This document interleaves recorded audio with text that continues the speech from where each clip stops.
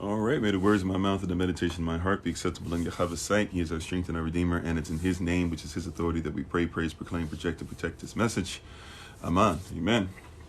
And welcome to everybody. Thank you for being on with us.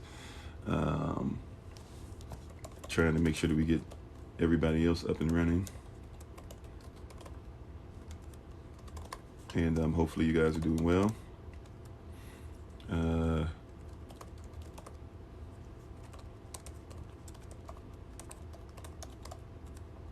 Let's see.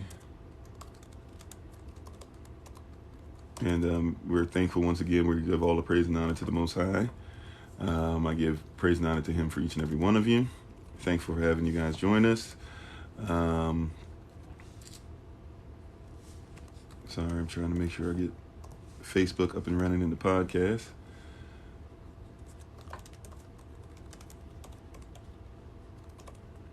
But thank you all for being on, participating today, being up early with us. Those who did the early Rise of Bible study session with us, we thank you. We appreciate you. Also, too, if we don't have your information, that's why we say sometimes we need to have your information. If you want to contact us, text us, etc. We gotta, at least if you're on TikTok, we have to make sure that we're both friends of each other or both follow each other, whatever they say, and in order to ensure that I can send you guys the link. So I tried to send the link to people, but if we weren't friends of each other, then I wasn't able to send it to you. So for that, I do apologize if you weren't able to get it. I did try. Those who are on this rising can attest to the fact that I did try my best to ensure that we sent the link out to everybody. If you didn't get it, I do apologize. Hopefully we'll make sure everybody's back on track with that. We're going to take a little break for the Revelation series, even though this goes with it, but we got to make sure we talk about culture first. Every once in a while, everything always starts with culture, and we have to kind of re-explain that or, put that back up again and make sure everybody comprehends that what we're talking about is always going to come from culture first.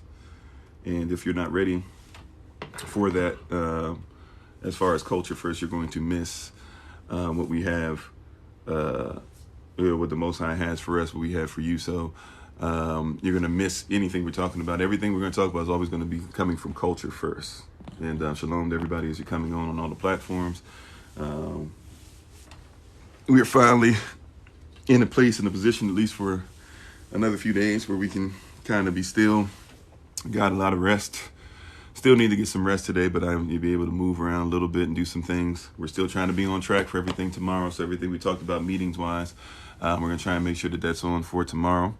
I see everybody on, or even if I didn't see you, Shalom, Minister Anais, Brother Thomas, Tamika, Sharice, Brother Clem, Sister Barbara, if Sister Beverly's on, if I didn't see you already, Ransom, War Story. Hello to everybody who's on, those who are coming on, those who watch this later on YouTube, etc. And we're thankful and grateful. I know we had the homework assignment about the 4 winds, so hold that in your back pocket. I'm not sure if we'll visit that today or not. Shalom, Miko, how you doing? Shalom, Australia, if I didn't say so already. But we'll hold that in our back pocket. I want to make sure we talk about culture first, so we'll take a break. I think today would have been part 9 of the Revelation series, but we want to make sure we talk about culture first, especially off of some questions even we had this rising as a great reminder to us that we need to make sure we hit culture first. We want to be led by Ruach HaKodesh, and so that's what we're going to do, and we're going to make sure that we are obedient and speaking on culture. So that's what we're going to do. We're going to make sure that everybody's on the same page. If we don't have culture down, we miss a lot of stuff, and culture of everything, Shalom, Sister Tracy, how you doing? I think I saw, is it Tinker Bill, I believe. Thank you for everybody being on. Shalom again, Sister Betty. So we got to talk about culture. And once again, we give all praise to the Most High. We give all praise to Him for my wife, the Honorable Maya, who lives a life to say will be honored. You can follow her on TikTok, YouTube, her website, and Pinterest at BloomNFlourish. Not A-N-D, but the letter N, BloomNFlourish. And the tincture of the month is I Am Immune. Last month it was ginkgo, and there's many other tinctures that she has as far as natural medicine that can be a blessing to you and help you with your healing and the healing of others. I'm thankful and grateful, and please support her and all the stuff that she does. Even Changing Lives Initiative .org, where she does stuff to help the community as far as coat drive, clothing drive, food, etc. And we're thankful and grateful for everybody for helping us with those things. Shalom to you, Sister Deborah, and everybody on the podcast. Am I happy with life? I am amazed by life. I am joyful. Joy is more important than happiness, because you can be happy with joy, you can be sad with joy. But I am definitely full of joy. Hey, how you doing, Kishonda? How you doing? Thank you, Stokes. Appreciate it. And we're going to talk about culture first. We always have to go back to culture at some point. And yeah, well, life can be tough, right? But your joy can be something that you still have in the midst of tough times, right? So that's what we're intending to do, is keep giving tools and things that help you to be able to look at something different. Once again, culture first, right? Even in the Revelation series, and Shalom, Brother Dennis, I see you. Shalom, Raylene. Hopefully I'm pronouncing that name correctly. But it's all about culture first. Culture first, right? How you see something is going to, how you see a thing is going to, help you with something, right? If you see inches on one side, but you don't know on the other side, there's centimeters, right? You can see the same, you can have, if you need to know how many centimeters something is, but you're only looking at the side that says inches, you'll have a problem, right? You have the tool in your hand, so to speak, but even though you have the tool in your hand, okay, cool, Raylan. Even though you have the tool in your hand, if you don't know how to look at both sides or something holistically, even the word holy means whole, it means one. The root word, even in Alpha or Hebrew language, it means one. So if you're not aware of how to look at something as one, whole, you're going to miss what's there for you constantly. And a lot of us keep missing things that are there. A lot of us are missing things that will drive us in our life. A lot of things that are missing. A lot of us are missing things that will show us what it is that we want to know. We have the answer, and yet we miss it because we only see the inches, but we don't see the meters, right? Or with the centimeters, the millimeters, whatever it is, right? Somebody's asking us how much something is in centimeters, and we lose our mind, or millimeters, and we lose our mind because we're like, oh man, I don't know how to do it, but it's on the same ruler, it's on the same tool. But if you don't know how to look at it holistically, we're going to miss it every time, right? Just as a reminder too, so tomorrow we're looking at brothers trying to meet at 8 o'clock p.m. Eastern New York time on Zoom. We're looking at our sisters meeting at 7 o'clock p.m. Eastern New York time on Zoom. And we're looking at having our Shabbat Shalom portion of the podcast tomorrow at 10 a.m. Eastern New York time. We're looking at having our weekly meeting 11 a.m. Eastern New York time.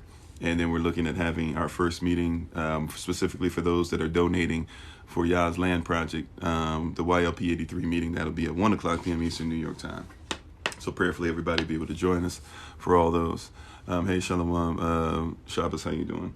So we're talking once again about culture first. Normally we've been in the Revelation series. We're going to take a little break from it because culture is everything. We got to make sure everybody's on point with that. You hear us talk about culture all the time, and really what got this in my spirit on this rising, as I was doing our early rising Bible study, the Holy Spirit said we've got to focus on that because of a question that Sister Shima actually gave, which is a great question. She was asking about, the old wine, new wineskin parable, Luke chapter 5, verse 37 through 39. All right, don't put old wine in new wineskin. Don't put new wine in old wineskin. And basically talking about cognitive dissonance, right? Basically talking about cognitive dissonance, Grand Rising Minister Nice. And a lot of us still in cognitive dissonance.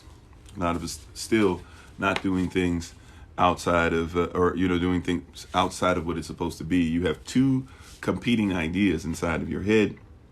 And while having these two competing ideas inside of your head, you're having issues with trying to figure out what to do, how to comprehend something, how to get something out of scripture, how to get something out of the world, so to speak, how to get something out of finance, how to become sovereign, how to comprehend law and case study.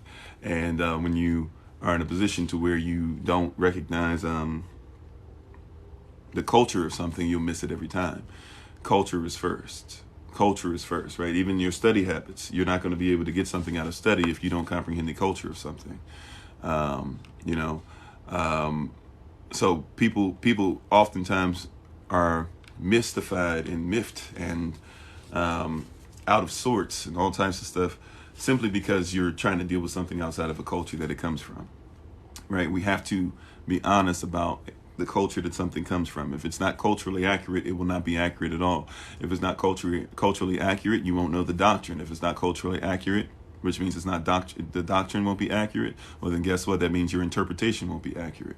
Your interpretation, literally, if you see interpretation in Black's Law Dictionary, interpretation literally means that you cannot interpret something outside of the original intent of what the doctrine was said. And by the way, doctrine is not just what we call religious. Hey, shalom, Minister Tamara, how you doing? Doctrine literally means any belief that's upheld by a person or a group. So if you're a Republican, you have a Republican doctrine. If you're a Democrat, you have a Democrat doctrine. If you are an independent, you have an independent doctrine. If you are an American, you have an American doctrine. By definition, if you are a scientist, like depending on what culture your science comes from, nevertheless, if you're a scientist, you would say that you have a scientific doctrine. People try to use words to try and make things bad, right? Like when they say you're in a cult. Well, cult is just short for culture. Matter of fact, cult is an actual word. U-R-E is telling you what to do with the cult, right? So everybody's in a cult. Everybody has a culture. If somebody says you're in a cult, I won't feel bad about that. I refuse to feel bad about that. I'm not going to condemn myself because you condemn my cult, my culture. My culture is who I am. And so you have the right to be in your culture. Why don't I have the right to be in mine, right? But if somebody who's in cognitive dissonance, who says that I can tell you you're bad because you're part of a cult, but won't admit that they're part of a cult as well, and doesn't even have the tools given to them to help them with the cult, you can't measure the culture, right? You're in a bad position. You're in a bad position when you can't measure your own culture, but you can try to measure somebody else's. That's why Yahshua said, stop worrying about the splinter in your brother's eye when you get this huge thing sticking out of your eye, right? You got stuff all messed up in your own, and you don't even know how to measure your own stuff, and it's measured out your eye. You can't even see out of one eye, right? And you hitting people, you turn and you hitting people, but you talking about the splinter that's in my eye that I've done plucked out by now, and I can barely see, but I can see, and it's going to heal. But you're not even in a place to where we can talk about healing, right? You're not even in a place that's aesthetically pleasing, but you can see all the wrongs in somebody else. That's a problem when you can't even realize you're in a cult and somebody else is in a cult, because both of you are in a culture. Both of you, the fact that you are in a cult means that you have a culture. Somebody would take that word though and try to say, be dismissive of you. They've turned it into ad hominem, right? Salah. Pause and think about that.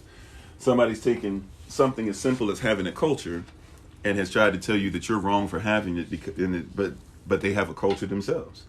So their argument is not that you're in a cult or a culture. Their argument is your culture doesn't vibe. Now I get it. There are cults or cultures that have caused people to poison people and to die. There are cults or cultures that have caused people to put swastikas all over their bodies and burn people and melt people and literally steal from them before they even melt them down, right? There's cults and cultures that are problematic. But a cult or a culture within itself, the word, there's nothing wrong with the word. But somebody would have you believe that it's wrong. So we come from a place to where we talk about culture first, and that hurts a lot of people because that means, right? Yeah, Jim Jones, right? An example of what I was talking about. So we are addressing people's culture or their cult. And when I address your cult, it hurts people because when I address your cult affects your belief system. And when I address your belief system, it messes with your emotions. And then you start feeling a certain way, and then your mood changes. And now you got to figure out if your effort or energy has been put towards the proper habits. All because I would dare, confront your cult. Right? It's not, right? Like understand, that's why when we use these terms, right? We have to be culturally accurate. We have to come from the proper perspective. When I say, man, I'm not worried about God, I'm worried about Elohim, people get all upset and frustrated, but they don't recognize that God is a Germanic deus or deity. And so God can be a whole bunch of things coming from the people that God came from. Elohim comes from a different cult or culture or what is acceptable. Right? If you're going to talk about Kemet, you can't talk about God in Kemet. People talk about we're gods, this and that, we're gods. No. In Kemet, they didn't have gods. They had netchers. Netchers are different than gods, right? If you're going to talk about Buddha, whose culture? We talked about that this rising. When you talk about Buddha, whose culture are you reading from? I read a lot of different things. I don't know which. There's a list of them. We probably on Patreon at some point. We probably have a list on there. Put up, and maybe we'll put up something on the website. But it's easier just to do it through Patreon or something. But one thing I always say, no matter which books you're talking about, whether some of the books I'm talking about are that are going to be relevant to this, obviously the Bible, which includes, more than just the 66 books, whether we're talking about Oluwada Hequiano, whether we're talking about Dr. Joyce DeGruy, whether we're talking about Dr. Cloud Anderson, whether we're talking about Dr. Amos Wilson, whether we're talking about Dr. John Henrik Clark, whether we're talking about Dr. Francis Cress Welsing, the list goes on and on, regardless of who we're speaking on. Whether we're talking about minister, because that's what he was, believe it or not. He's somebody who totally perverted what he believes in, or said he believed in, or went to school for. But Minister Charles Darwin, because he didn't have any degrees in science. His only degree was in preaching, basically. But nevertheless, right? Like, no matter who I'm reading, whether they agree with what I'm talking about or disagree, because I like to read people that disagree with what I have to say too. You should know what somebody who on the other side believes as well, so you can actually have a holistic argument, even if you're going to have an argument. But it's about culture first. So, no matter what books you're going to read, authors you're going to read, if you don't comprehend the culture, you can never interpret what the author means. It's always going to be about culture first. Always. What did you say, Seth? Taking you to school. Oh, well, thank you. Thank you for being on. Appreciate you. Ronnie said the gods of Samaria and Egypt are the same, right? Some of them can be, but, we also do a weird thing with that where we don't talk about the nectars of Cush, because Cush came first before Kemet too. And we, for whatever reason, don't touch that. South Sudanese and Ethiopian people, and a little bit of Republic of Congo, possibly you could say in there, and some things made their way to West Africa, and some things made their way to South Africa even. There are some Moors that brought a little bit of that stuff up into Europe. The Carthaginians dealing with some of that stuff as well. But it's culture. So yeah, you can definitely talk about that. Don't forget about Assyria. Even though they kind of, I would deal with Assyria post-Babylon rather than pre-Babylon, but nevertheless, don't forget about Assyria as well. How you doing, Henry? Thanks for being on. Yeah, I definitely got some rest. I still need some rest, but I'm well enough to make sure that I, do some things to catch up on things today. Let's see what you say. Hey, Shalom Butterfly Effect, how you doing? Amen, Minister Nice. Right. Culture, beliefs, emotions, feelings, mood, energy, effort, habits. So if you guys need it, Minister Nice, just put it in the chat for us. That's our culture to beliefs, right? The first 5 actually come from Dr. Naya Africa, and then we were able to add on 2 more. But your culture affects your beliefs affect your emotions affect your feelings affect your mood is going to affect your effort or energy, and your effort or energy is going to affect your habits. Amen. Yep. So you got to be aware of those things. Culture is affecting. That's why people get so emotional when you start talking about the culture of something. Hey, Shalom, Sister Sonia, how you doing? People get so emotional because if I talk about your culture, that means I got to talk about your beliefs, because your beliefs hang on your culture. If there's holes in your culture, that means there's holes in your belief system. And that's where cognitive dissonance comes in. When people are trying to take old wine and put it in a new wineskin, or you're trying to put something you're trying to misappropriate culture, you're trying to take something that doesn't even belong there and try to put it in as if it belongs there. You said, imagine having a conversation with a few wise men around the meaning of life and prophecy. Yeah, and imagine doing it within where they come from. That's crucial, right?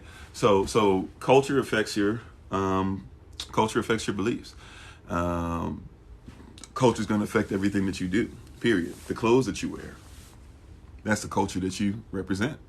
The wife that you marry, the husband that you marry, right? If you marry somebody that's a man, but they're not really a husband yet, they're not qualified, but you still marry them. That's a cultural indication, right? How about this? We're going to make up a new term.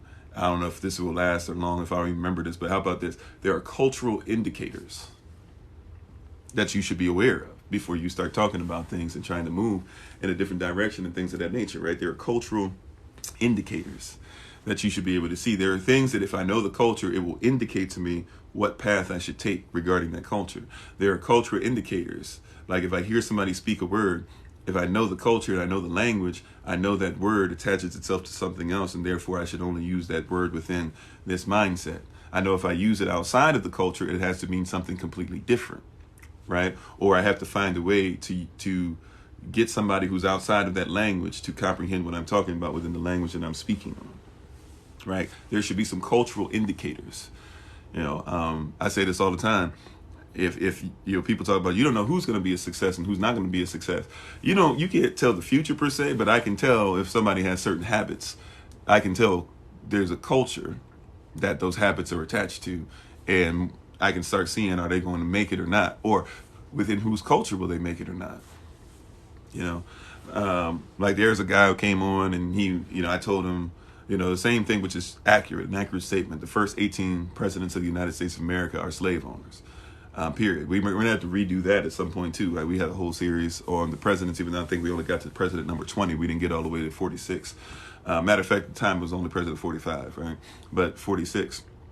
But I was telling them, like, if you want to know why America's in the situation it is and why slavery is an important topic, talk about the presidents. The presidents set precedent. And you had the first 18 were slave owners. So this person got all upset and, oh no, you're wrong about that and blah, blah. And I explained to him, he's like, you see, I don't even have any, respect for you. I don't have respect for you. I went and I Googled and you're wrong. These presidents, and I was like, first of all, I don't do this for your respect. Right. I'm not out here trying to get you to respect me. I'm telling you truth. If you like to respect me, that's just common human decency. If you like to show human decency, I mean, you can go ahead and do that. But I'm not going to disrespect you and go back at you and you calling me all these names and stuff. I'm not going to go back at you.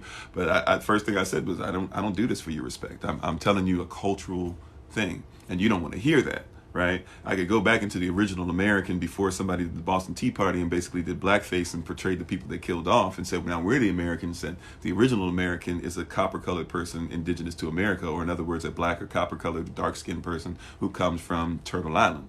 I could have started there, but I said, no, you know what? How about this? Just do some research. The first 4 out of 5 presidents, right? President number 1, 3, 4, and 5 were all Virginia slave owners. The second and the 6th president, who were father and son, both lived in the White House. Because they lived in the White House was a manor on the plantation called Washington, D.C. Slaves took care of Washington, D.C. They lived in places like Foggy Bottom. If you've been to D.C., Foggy Bottom, which is a very rich, affluent area now, but it's basically built on swampland. That's where the slaves used to be, and it gets foggy there sometimes. Therefore, they call it Foggy Bottom. And those 2 anybody who lived in the White House up until Lincoln automatically had slaves. So George Washington, even though he had started the process of building the White House and gave the Virginia land to make sure that people could have slaves on that White House for the president, he didn't live in the White House, but we know he's a slave owner, married his first wife. Why? Because she had just as many slaves as he did. That's one of the reasons that was cited by both of them. Martha and George both said that we get married because we doubled up on our slaves, so we get more money, right? Come out of that, president number 7 is who? Andrew Jackson. Andrew Jackson, Tennessee slave owner, I believe. The 8th president after him, Martin Van Buren, from New York. And also he is, Dutch, and was born in Dutch. And I think is the only president that existed that was not born here. And did not speak English as a first language. Most definitely. Maybe he was born here, but he definitely was not speaking English as a first language. He became the 8th president, and he was actually somebody that was volatile all over the place. And through his whole political career for the rest of his life, he kept bouncing around from this, that, whatever, to be able to make it in the office. So he was a liar. Like a lot of politicians are. He was just a straight liar, and but did whatever he could to get some kind of power. He's the 8th president. He was a New York slave owner. I'm not going to I'm going to skip around because I can't remember everybody's name, but you look them up. I think the 9th and the 10th president right after them are going to be Virginia slave owners. Somebody else is going to come and be a Tennessee born person, but then went to Virginia. So basically Tennessee and Virginia slave owner. It's the same person that was there. You go all the way up through Taylor and I can't remember all their names on top of my head, but you look at Taylor, you look at I'm saying Buchanan. I don't think that's the guy I'm looking for, but James Taylor. You got all these people, the 14, 15, 16, one of them died early, but you got like 13, 14, 15th presidents. They were all being voted in because people were hoping that somebody was going to stop what was leading the Civil War. They were already in Civil War. The Civil War had really started at the Revolutionary War because people who were English were starting to get into capitalism and were starting to say we need to get rid of chattel slavery, which is why one of the big reasons why they fought. We only think about taxation versus representation. That wasn't the reason at all. That's a small thing that's thrown in there now. We've made it the main thing, but that's not the main reason for the fight. This is all cultural. Right now, if you get into Lincoln's a slave owner, not only because he lived in the White House, and so at first he had slaves, right? But also, and remember, they didn't get rid of slavery when Lincoln first got in. And if you read Lincoln said that black people, even though he was part black, he was a Melungeon, but Lincoln nevertheless was trying to hide that part of who he was, even though people knew it in public. And Lincoln was saying that he was even telling people years before he ran that, hey, I don't really believe that black people are on the same level as white people. But Lincoln, we can go deeper and deeper with that. But long story short, Lincoln, when he married Mary Todd, I believe is his wife's name, right? When he married Mary Todd had slaves. So whatever she had became his. Slave owner. When he was talking about, fine, we're going to have to get rid of chattel slavery. We'll still keep chattel slavery as far as imprisonment, but we're going to have to get rid of it overall. And we're going to have to figure out classism on a new level to make this capitalism thing work. He went to people in Maryland. Right, in the good old US of A, to slave owners, and said, and not only in Maryland, he went to other places too, but he went to these people and he gave them reparations. So while people were talking about reparations for black people, that they got and then stripped them away real quick and made it as if reparations never even existed and won't give black people to this day reparations, they did make sure culturally that they said we got to take care of these slave owners. Let's make sure we pay them, because they were making their money off of slavery. They got to be able to do well in capitalism. So how would we help them? Well, we'll send teachers to teach them. We'll give them more land. We'll make sure that we give them money for the slaves that they're losing and all that. And we'll make sure that we go ahead and get rid of them, give them what they need so that they continue to make money, right? This is the culture of the founding fathers, right? And you go past him. I said the first 18, Lincoln is 16. President number 17 was Andrew Johnson. Andrew Johnson from the South, slave owner, right? And was the person that actually helped to open the door back to make sure that all the reparations and everything that was taken care of were knocked out the box again. And then the 18th president, Ulysses S. Grant, who won the Civil War for the North, also himself owned slaves. So you put it that way. By the way, if you want to go to the Confederacy, that illegal representation of a group of people that was never legalized by anybody, never was a sovereign nation, but fought against the Union, fought against themselves, right? Fought against their own people, just like they did in the Revolutionary War. Don't forget that Americans are English, right? The modern American is an Englishman. Don't forget that continuation of fighting amongst themselves that had been going on for centuries in Europe, right? And killing off each other. Don't forget that when you're talking about that, you have to also be honest about the fact and say, oh, well, in the Confederacy, what was, what people try to say was about states' rights. President Jefferson Davis of that Confederacy, Stonewall Jackson, who people love, and not Ulysses S. Grant, Robert E. Lee, who people love, General Robert E. Lee, Virginian. They all loved slavery so much that they cited it as the reason why they left. When Robert E. Lee was asked about slavery, he said, well, if God really cared about slavery and didn't want people to be enslaved, God would get rid of it. So if he ever wants to get rid of it, he'll get rid of it. Until then, it's our God-given right to use these people as property, and matter of fact, not even have them be people. If he wants them to be people, he'll make them people. Because of the white man's burden, manifest destiny, things like that. It's culture first. So we can't have an honest conversation about this, whether you waving that Confederate flag or that Union flag. We can't have an honest conversation about this unless what? We can't have an honest conversation unless we're going to be honest and say that slavery is a huge part of what built the United States of America, and then eventually would build the United States. Can't have an honest conversation without it. It's culture. And so the person was like, well, I don't respect you, and blah, blah. I was like, I'm not here for your respect. I'm trying to tell you what's there. Anyway, let me catch up with some of these comments. Shaba said it's silly to deny fact, especially today. Chew on the BS, adopt the new narrative. Yeah, a lot of people just chew on the stuff and don't want to talk about it. So they won't talk about the Gullah Wars. That's a whole huge thing too, right? That if it wasn't for Lincoln, that's the pervasive thing culturally, right? They dismiss culture. So they want to talk about, hey, if it wasn't for Lincoln, black people wouldn't be free. And the reality was, the Gullah Wars were going on before the Revolutionary War, technically, right? And the Gullah Wars really stretched down to really not just being about Gullah Geechee people only. It was about Native spirit and black people who were continuing Yeah, Martin Van Buren, the 8th president, right? He was a Dutch president of the New York slave owner, right? But when you're talking about this stuff, like, you don't be honest, black people were fighting, and black people, copper-colored people, whatever you want to call us, were fighting all over the United States, all over the world. And they want you to believe there were only a certain amount of slave revolts. Reality is that there were people who have been fighting all the time. Remember, Lincoln, during the Civil War, is sending Union troops all the way over to the Khalifa people in California to try and fight them, because they're fighting for their rights while all this is going on. We're just only focusing in on a few states, not realizing this is a worldwide problem that is continued, right? But the Gullah Wars, yeah, you had people that were fighting natives, that were fighting Africans, that were fighting with natives, even white people sometimes fighting with natives. Not that many, but to be honest, to keep it 100. But you have people that were fighting already. Don't forget that John Brown is already fighting in the Kansas Wars, starting in 1856, and then gets killed in 1859, right, as a prisoner of war, fighting, but he's already fighting the Kansas Wars, him and his sons, John Brown, white man, white pastor who's kicked out of his congregation and has to start his own church in his own home because people say he's crazy because he's asking for slave rights, slaves to be free, and he's still considered to be crazy.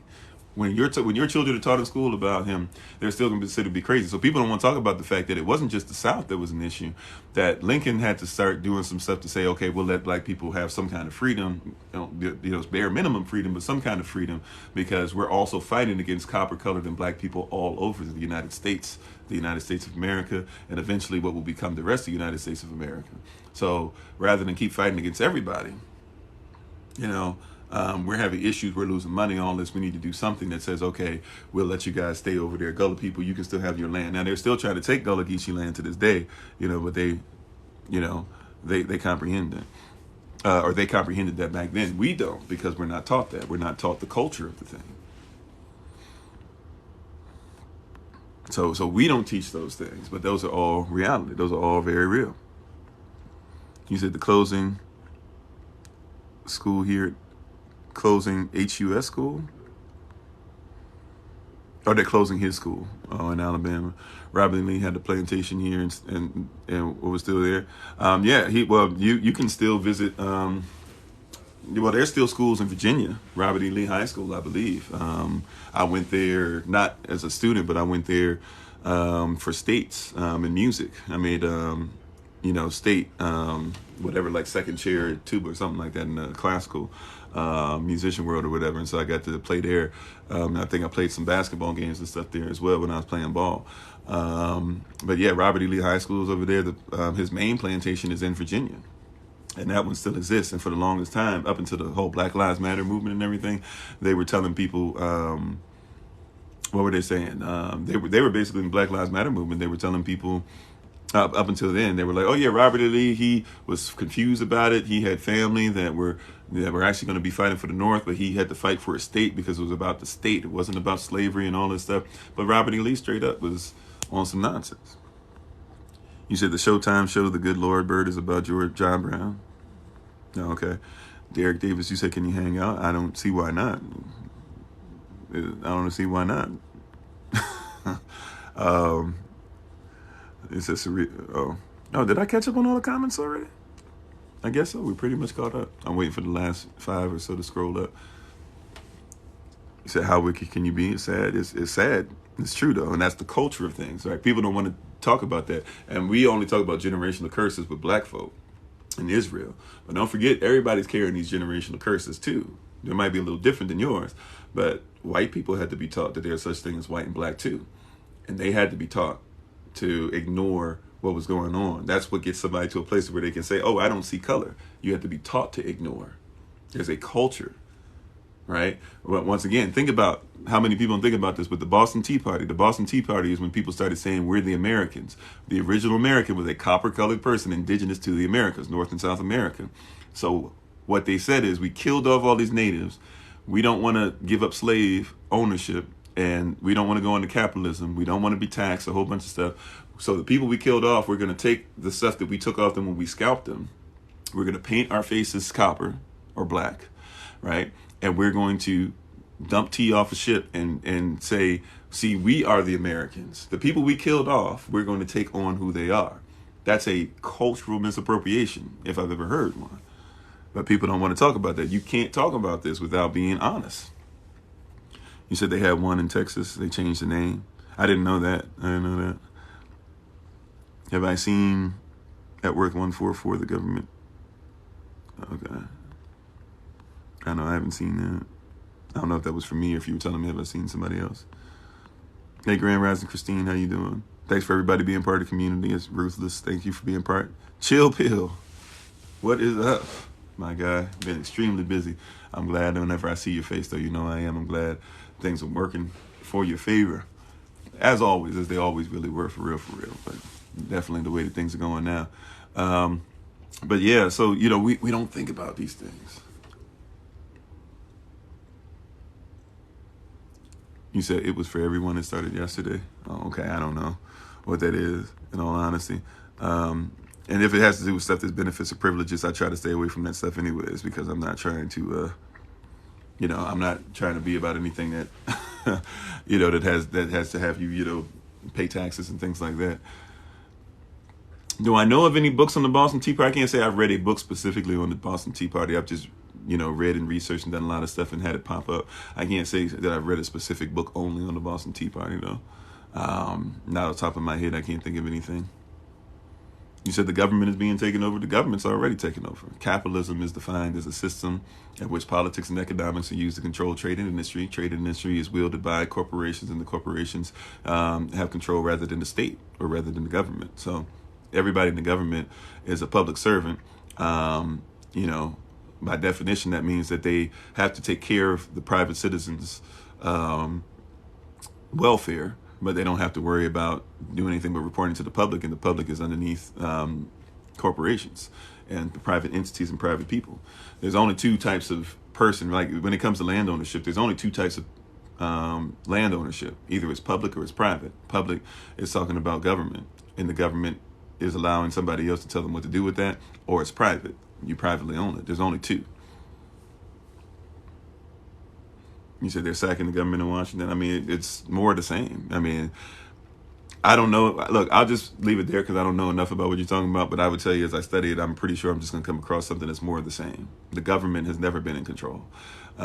People control the government. You need to figure out how to be in a position legally to make sure that you can tell the government what they can do and what they can't do. And if you're not in that position, then you keep waiting for government officials to do something. You know, so I kind of leave that where it is. I don't really worry about that because it really doesn't affect me or my people. I mean, it affects my people if they want to live in it. But our goal is to be in the system. Yeah, we got to deal with this stuff and do business and make sure we survive, yada, yada, yada. But we're not of it. There has to be a place where you can come to not be of it. You know, you said start the Kofi Tea Party. So sick of these damn taxes. I like that. That's funny. Name one thing that is not taxed in the play Robin Hood. Name one thing that's not taxed. Sure. If you have a micronation, you're not taxed. The only thing that's taxable is benefits and privileges. Right? Oh, within the Robin Hood. Okay, I get you. I'm sorry. But, you know, if you have your... I'm sorry, I misunderstood what you were saying, Shabbos. Yeah. But I didn't read the whole thing right. So I'm with you. But yeah, you know, if you know what's benefit and privileges, then you have to be able. Is private land taxable? No, it's not. Anything that's, as long as you're not dealing with anything that's private, as long as you're not dealing with anything that's considered to be a benefit or a privilege. Hey, how you doing, Cole? Sorry. Shalom, how you doing? Hey, how you doing, gang? How you doing? But yeah, like anything that's not a benefit or privilege is not taxable. But it's culture first. So everything we're talking about, it has to be culturally accurate.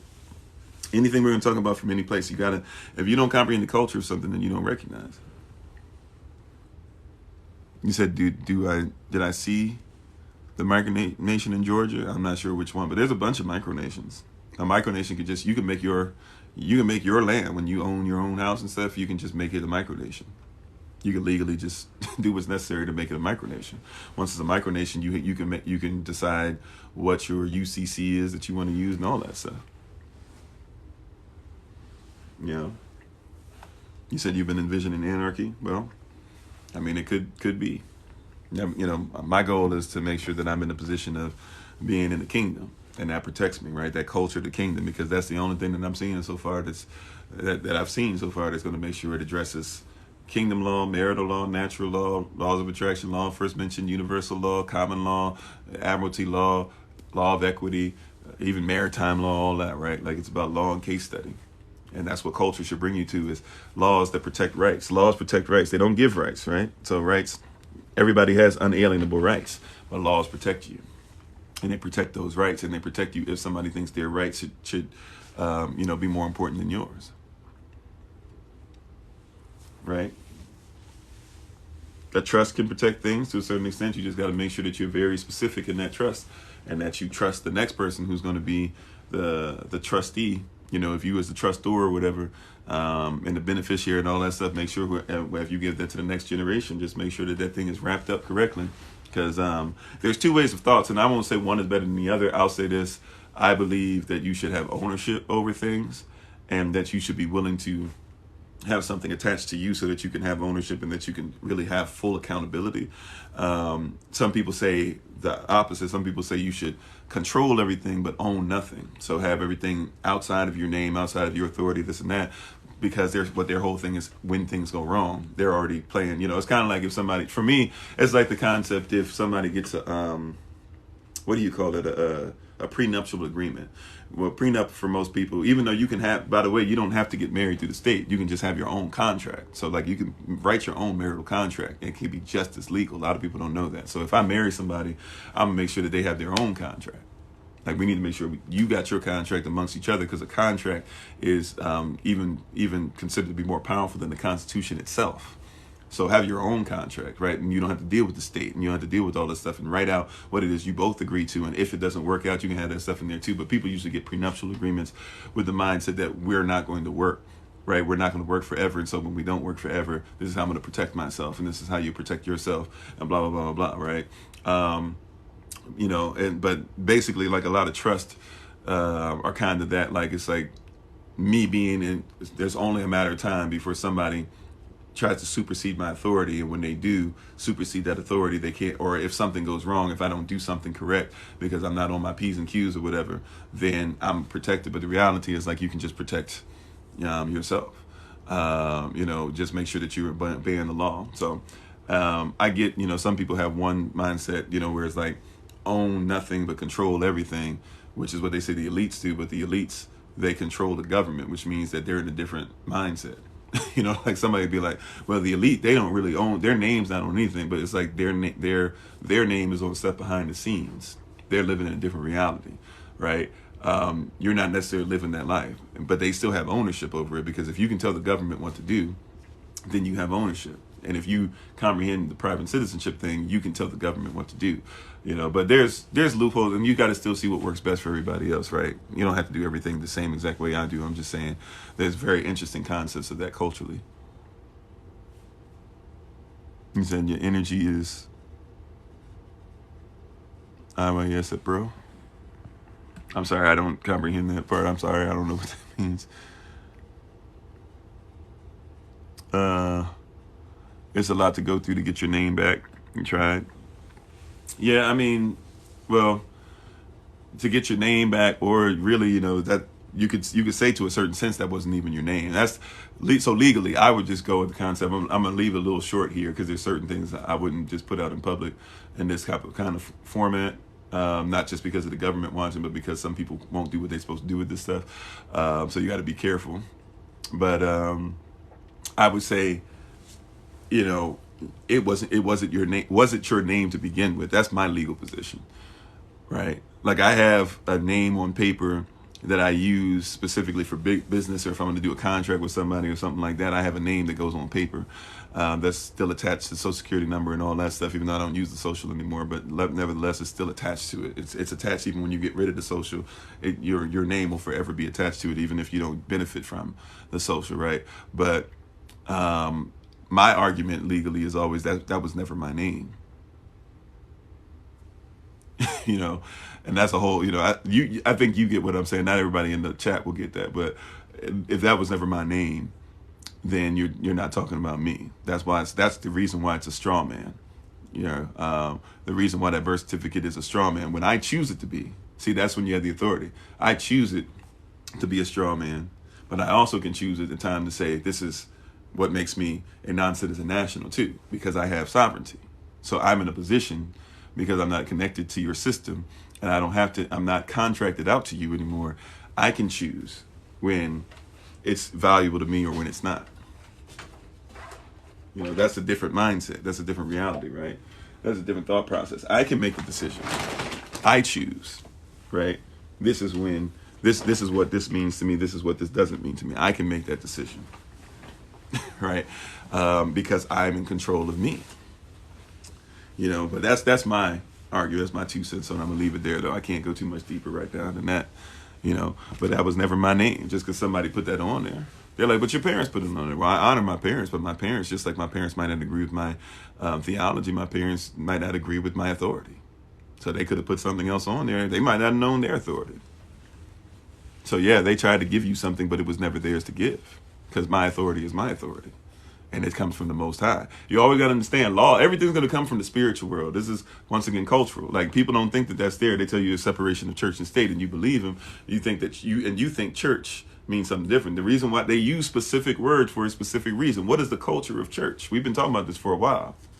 What is the culture of church? Church is circus. Church is a circus. That's what the church, circus, is the same root word, same word. It's not about religiosity. It's not about theology. It's about a show.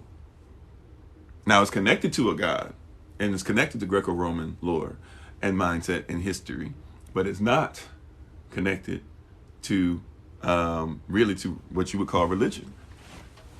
So when they say separation of church and state, they ain't talking about what you think. That's why, and see, you must understand that no state is really a state unless it's given sovereignty by another sovereign. Somebody sovereign has to tell you that you're sovereign, right? You are sovereign at birth, so to speak, but somebody has to recognize your sovereignty. There's natural law, there's universal law, there's kingdom law. That's why you can't talk about, even when we talk about public and private, cultural. You can't talk about public and private without first understanding natural law, right? Because first there has to be natural law. Natural law leads to substantive law. Substantive law leads to public and private law. So it's all got to be of the right nature. Who are you? Whose are you? Whose spoken sentence are you in? The word universe, universe, spoken sentence. So there's a single spoken sentence that you're in dealing with law when you're talking about universal law. If you don't believe that somebody, in the person who spoke the universe into existence, that's what universe means. So if you don't believe in that, you can't talk about universal law. Cultural. And what we're doing is we're so dismissive of law, right? But law protects rights. And people get, and one of the things, one of the tricks of the enemy, people are tired of law. They're tired of this conversation. They're tired of, man, can you just give me a law that protects my rights? But you need that. That's what you should be living by. You should be tired of people that are outside the law. See, what you think you're tired of is law. You're tired of people who are not using law.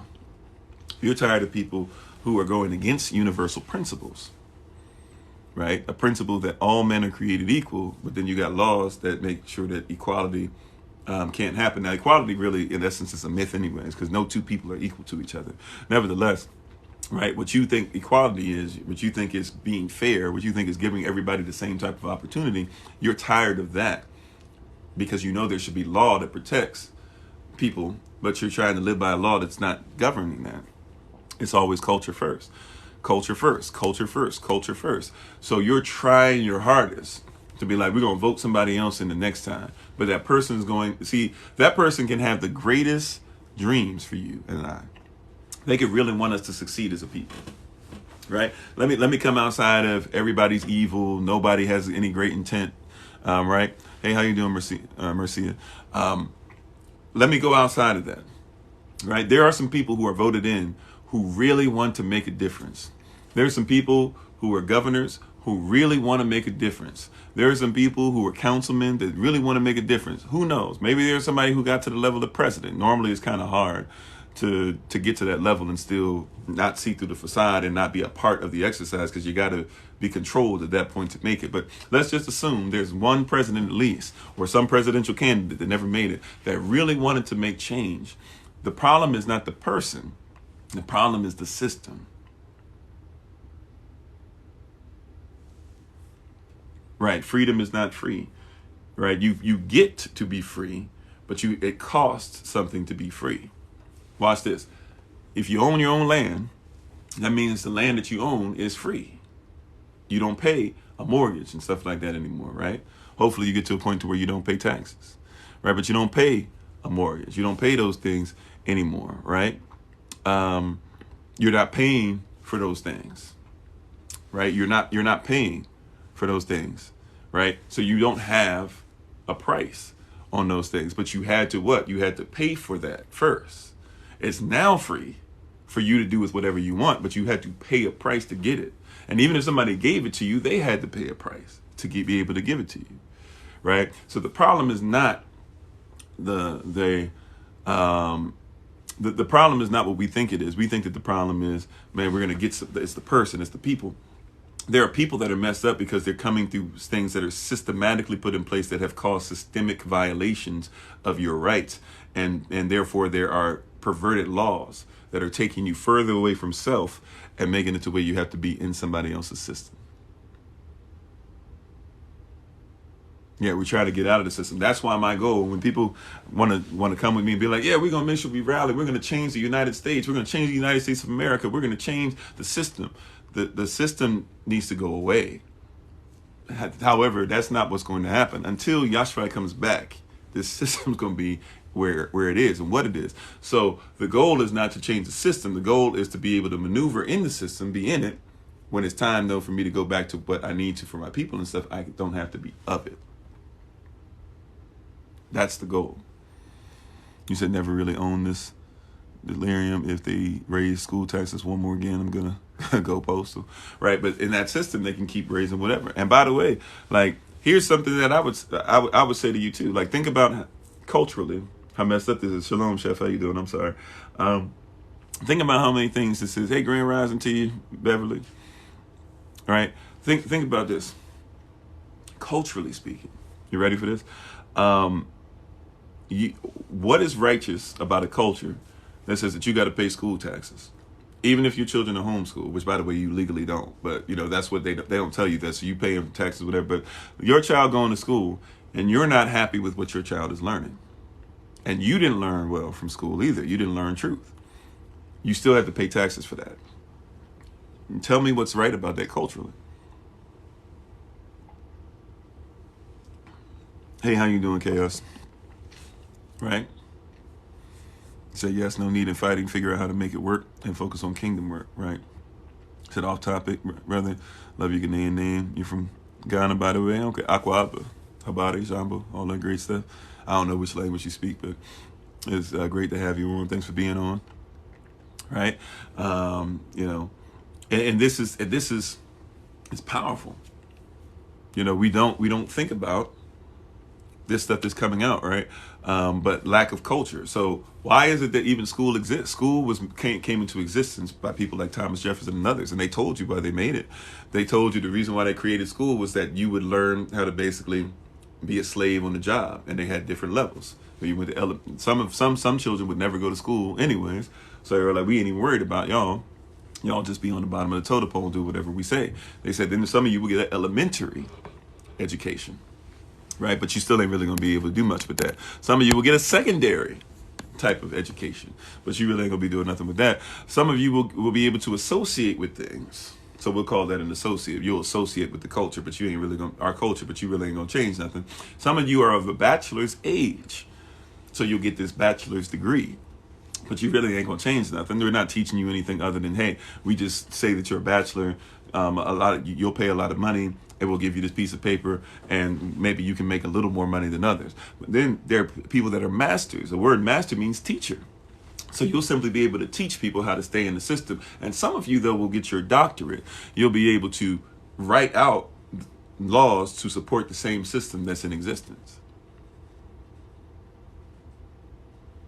Oh, okay. You speak Shwe? All right. I'm not great at pronouncing. So I know it's not Shwe. I'm not saying it exactly, but hopefully you get the the mindset of it. Part of my grandmother's family is is from Ghana. Is Shui. Have some Ashanti, Ashanti, and stuff like that too. But yeah, so that's great. So I don't get to practice that much, so I know certain things when I see them and hear them, but I'm not great at speaking anymore. I need to get back into speaking. Shui, I'm more into Kiswahili than Shui, but Kiswahili obviously not necessarily from that area, but glad to have you on. Thanks for being on. So a lot of times I even start off, saying like habari mimi ni Kofi nina fra kukutana na wewe, but that's Kiswahili, that's not necessarily sweet. But yeah, excuse me, I didn't say that back. Kimi said, I personally learned the school system is strictly paganism, so college didn't seem right. I mean, it all is, because there's no separation of belief system. I understand a state has to come from a spiritual nature. You can't be a state, you can't be the head of a state, right, without it being part of a spiritual nature. That's why you go to, like we were talking about, was it not last night, 2 nights ago, when we were on the road traveling, we were talking about how if you go to Washington, D.C., and they keep telling you all this stuff about separation of church and state, but how important God bless America is and all that stuff, but you won't see any monuments to God. But you will definitely see a monument, an obelisk sticking up about George Washington, right? And you'll definitely see the Goddess Columbia on top of the Senate building, or the Congress building, excuse me. And you'll definitely see a monument to Thomas Jefferson and their Greco-Roman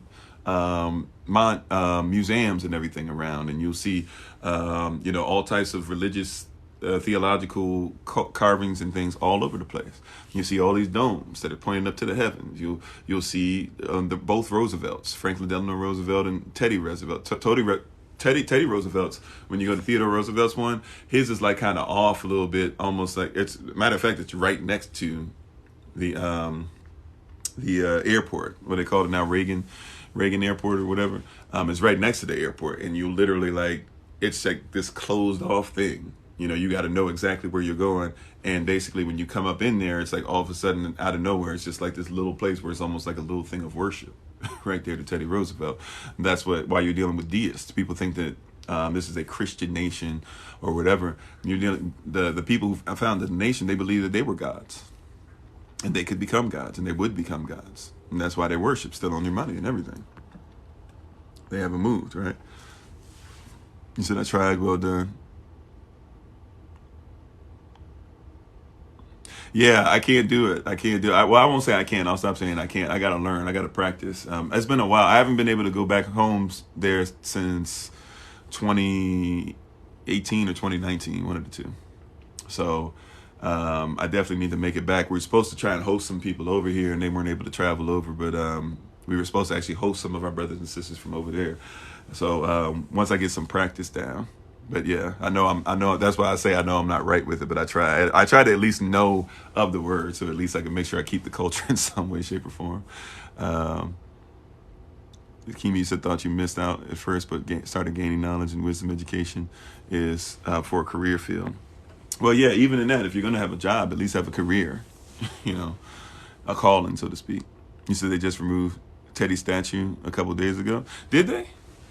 Did they remove it from where it is in D.C.? If so, that's interesting. I didn't even know about that. But yeah, Teddy Roosevelt, that's another thing. Like I talked about these presidents, this culture thing. Now, Teddy comes out of the 18 presidents. Remember we said the first 18 presidents are slave owners. Is he 20? I'm not sure. Let me look that up real quick. What number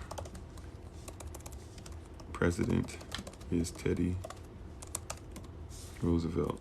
Let me see.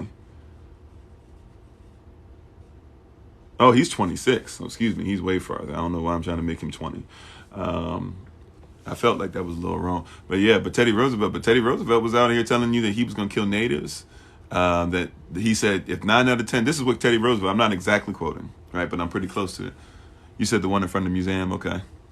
I don't know which one that is. I had to look that up. But Teddy Roosevelt straight up said if 9 out of 10 natives were killed, he said they'd find no problem with that, with those savages being killed. And he said he basically said, like, if I turned my back and didn't see the 10th one get killed, I'd be okay with it. Kind of like that whole Trump thing, when he was like, when he had everybody go down to the Congress building, but he could say he had plausible deniability. Teddy Roosevelt pulled the same move. You're not seeing anything new. with these people. It's the same thing over and over again. So, in front of which museum, Moto? I want to go see that now. I might not even been aware that his statue was over somewhere. Which one you talking about? You talking about in I'm trying to think which place his statue would even be. Oh, okay. They removed the statue and put it in storage to be placed in his museum when it's built. Okay. I don't even remember his statue being outside of a statue of him being outside of anything other than the little island I was talking about. Hey, shalom again, Beverly. How you doing? And shalom to everybody on here. But yeah, Teddy Roosevelt definitely has some interesting stuff. We'll put it like that. Definitely. And but people will, when you hear about Teddy Roosevelt, all you hear about is what? He was at the Great White Fleet. And you hear, I speak softly, but I carry a big stick. That was in Looney Tunes and all that stuff. It's a cultural thing that's going on. It's always culture first. People don't want to talk about the Looney Tunes and how they had those white gloves on. The same white gloves that, deacons and pastors and apostles and bishops and everybody wear when they're doing communion to this day and stuff like that. And they're telling you, the ushers, when they tell you to sit down and stuff. Why did the Looney Tunes have those same white gloves on? Why is it that those gloves, during the separation of church and state, why is it that your children watch, when you were a child? Some of your same children, I don't know if did they have the white gloves on when they did the children's Looney Tunes, whatever that was in the 90s? They had, or Tiny Toons, they called it, right? I don't remember if they had the white gloves then, probably did. But, why did all these characters have white gloves? It's a culture that you're being given. A lot of people don't know. No, if I ever need an RV driver, it's funny. My son really wants an RV. He wants an RV to travel, which I guess would make it easier for us to travel, real talk. Like, if you just go in an RV, you don't have to worry about having a place to stay at all times or whatever. You can just show up somewhere. Yeah, minstrel shows. And by the way, go back past the minstrel show. Remember, in slave times, during church services, you had to have, if you were an usher or if you were somebody that was passing the collection plate, if you were a slave, white people didn't like black hands touching their stuff, and they always were taught that black people were going to steal. So what did you do? You had the person or the usher or the deacon or whoever, they put one hand behind their back. That's why they do this. And then you had them with a hand like this underneath the plate. They wore white gloves so they didn't have to worry about a black hand touching a white hand, or black hand touching white money, or white Jesus or whatever, right? And then they would bring it up, and some white man would go to the back and be with them. They had an overseer. Like, you still have overseers in churches, and that overseer will watch over everything. And if a slave needed to use the bathroom, just like people do today, what do? They put their finger up in the air, and they put their head down, and they let the master know, so the master could keep track of who was there and who wasn't. So even when they went to church, when people say at the church, you'll hear people say, yeah, there were some black congregations and white congregations, but every once in a while, church was sometimes the only place you can come and all be together. They still had the stuff in there. Now, these same white gloves that they used back then make their way to the minstrel shows with blackface. And by the way, blackface was first on black people. It was a way of making them look even worse. They thought that to make a black person blacker made them look worse. But then white people started using blackface to make fun of black people, and white people made a bunch of money making fun of black people and playing black people. And sure enough, 300. Sure enough, what was it? Gods of Egypt. Sure enough, The Matrix, because Neo was supposed to be a black character. Right? Matter of fact, they went to Will Smith first. Will Smith turned it down. Right? But nevertheless, like all these things, they're telling you, right? Passion of the Christ. like, let's just keep it 100. This is a continued thing. The 10 Commandments. All these different things, right? So, but basically it's the same thing. You wear blackface or whatever, you make money off of it. Now, they wore white, so they still have the white gloves. Whenever you see these cartoon characters in white gloves, it's a holdover where they're still telling you culturally the same story. Right? That's why when you see Yosemite Sam or Elmer Fudd, by the way, there was a black character before Elmer Fudd. Look him up. Elmer Fudd actually comes from a black character, but it was like so blatantly racist even for back then that they were like, we can't keep the same character. But it was a black man. That's why he can't talk that well. That's why he didn't speak well. It was a caricature of black people.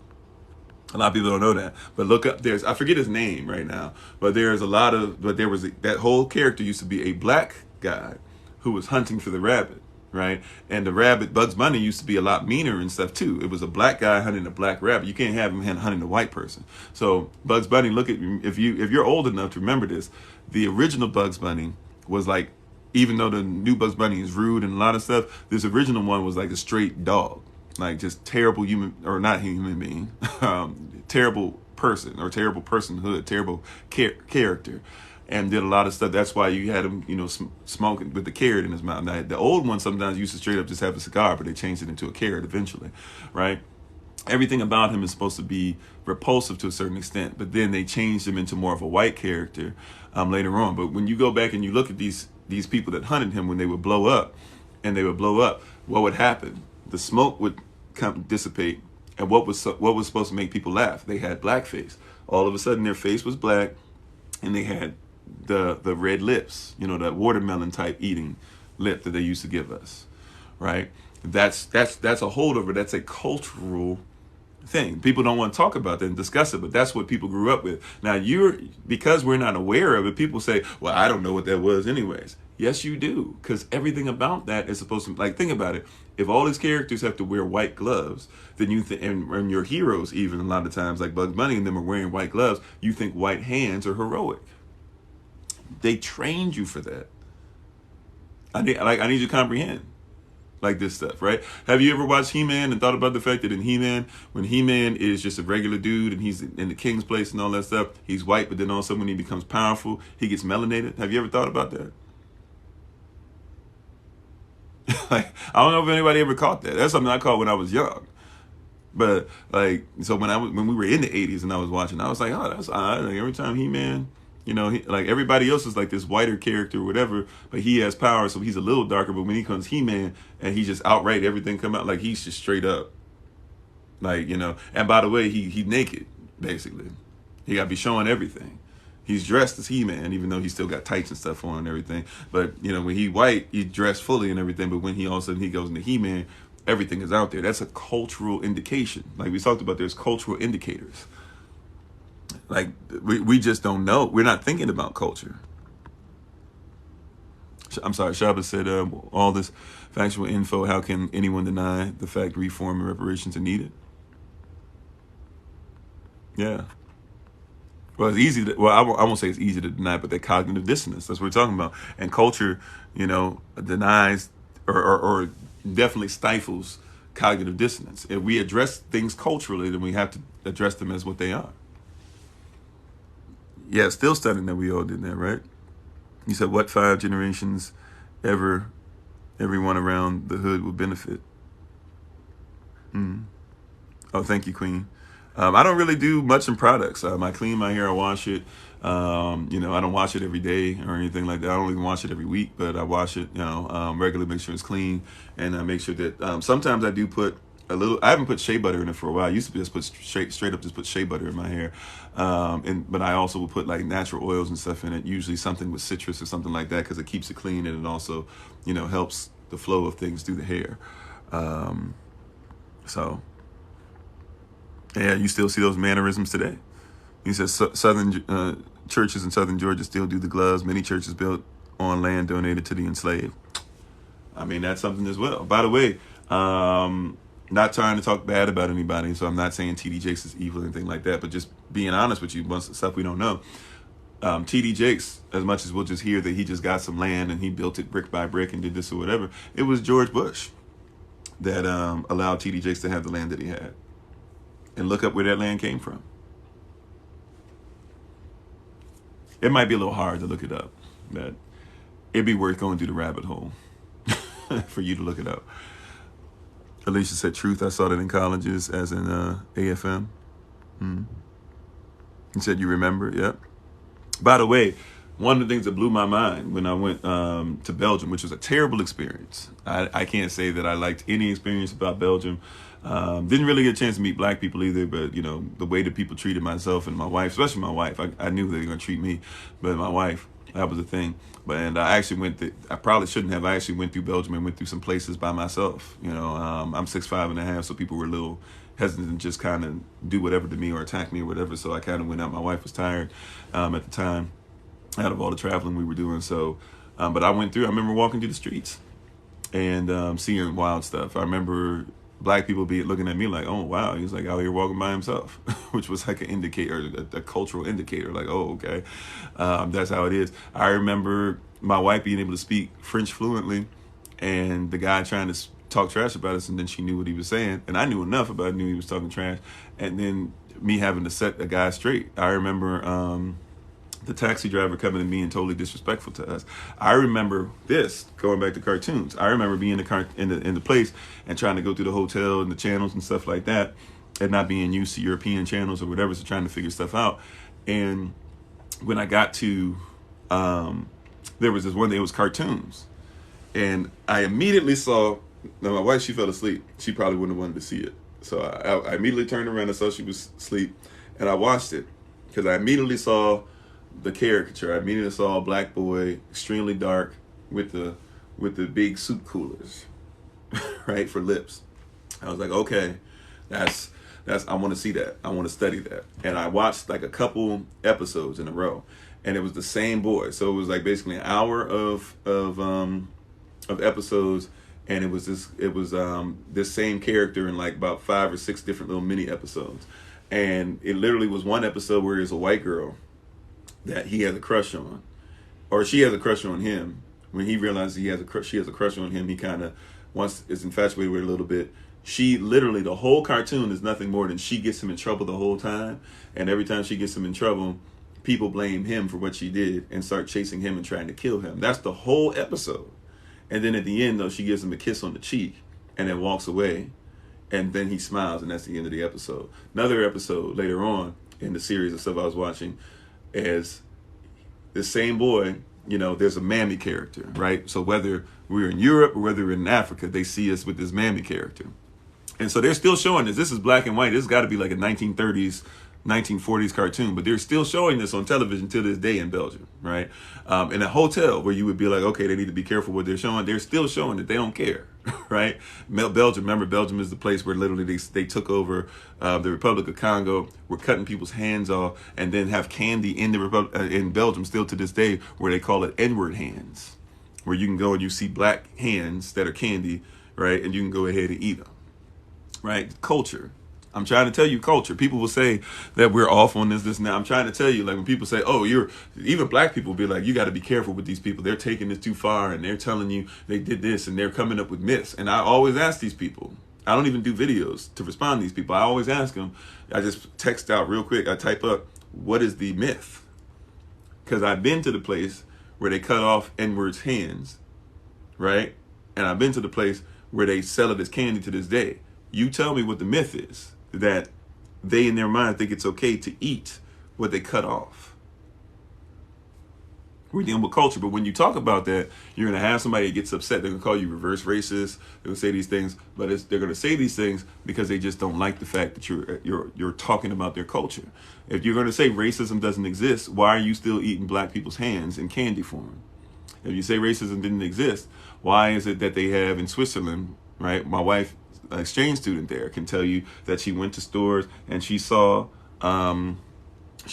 these things called black heads, N-word heads, and they have cream inside or whatever, and you eat them, right? Why is it that if you go, in America, but even in South America, they have something called N-word toes, right? Brazil nuts, right? And they call them N-word toes. Now, why do they call them N-word toes?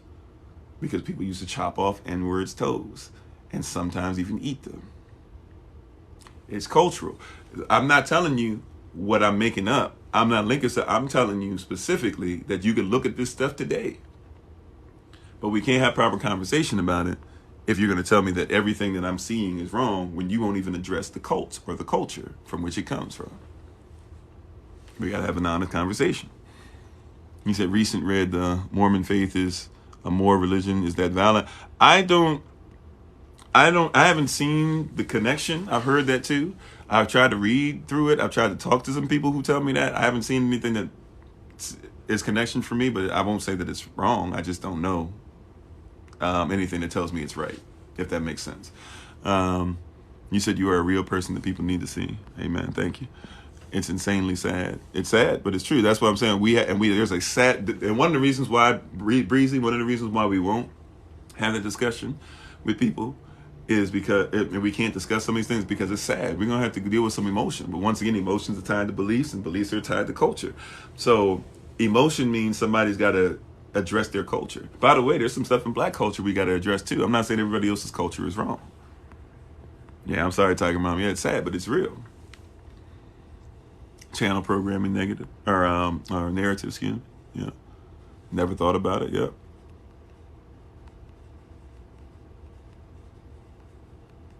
Exactly. Yeah, we do have the power. But there's mind control trying to be used. Shalom, brother TJ, how you doing?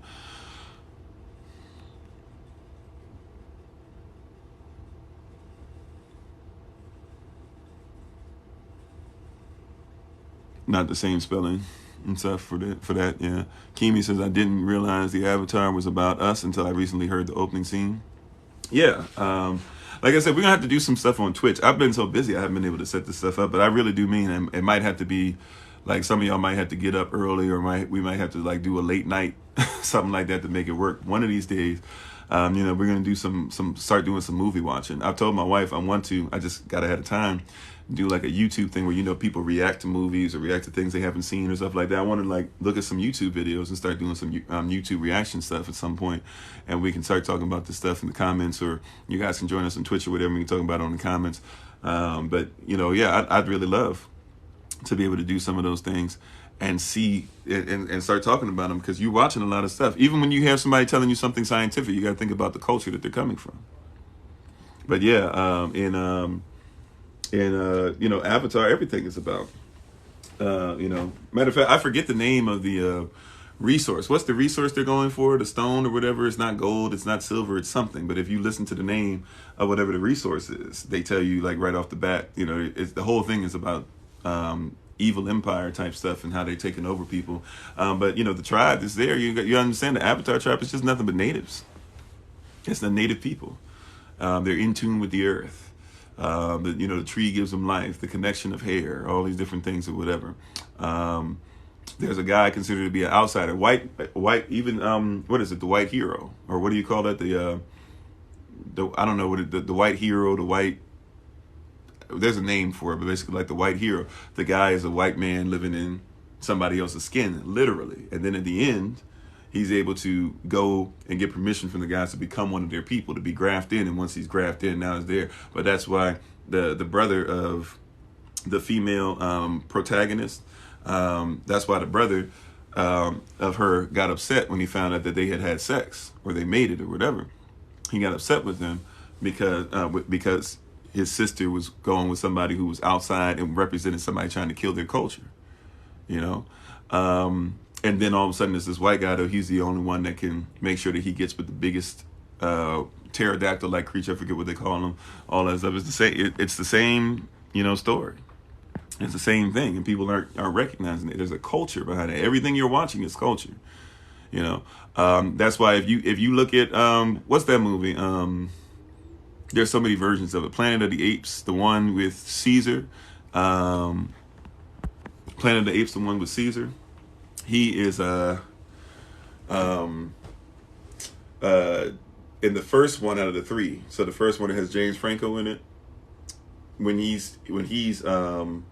gets locked up with the other apes before he leaves, and knocks the guy out. I don't remember if he killed him or just knocked the little white boy out that played Malfoy from Harry Potter and stuff. But when he knocks out his character, he in that scene when maybe not in that same scene, but in that area that he's in, if you look on one of the walls, they have Hebrew writing up there.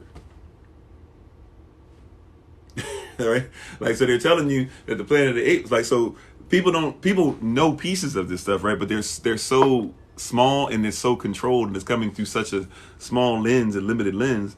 And hey, babe, I think my wife is on the Alma Mind. Thanks for being on, babe. Once again, follow her on TikTok, YouTube, her website, and Pinterest at BloomNFlourish, not A&D, but the letter N, BloomNFlourish. When you see all those things, like, people don't recognize and see that, wait a minute, like, they're literally trying to tell you that these apes represent Israel, and that if Israel ever becomes strong, they can take over the world. They even said, like, what is it, to start the second one, I believe, that these apes that are free now have caused a disease to happen, and now this disease is wiping out all of the human beings. The human beings supposed to represent white people. Well, what is it that white people who are, now not all white people, but white people who are into white supremacy? What's the difference between a white supremacist and a person who just happens to be white, even though white isn't a real thing, but nevertheless, you know what I'm saying, who we call white, and what's the difference between them and a white supremacist? A white supremacist is doing everything that they can because they think that they need to make sure that they do what? That they stay alive. And by the way, if you are trying to keep your culture alive and your people alive, I ain't mad at you, right? But what are the means that you're willing to try and get rid of those people and take over other people's rights? Now we got to have a conversation.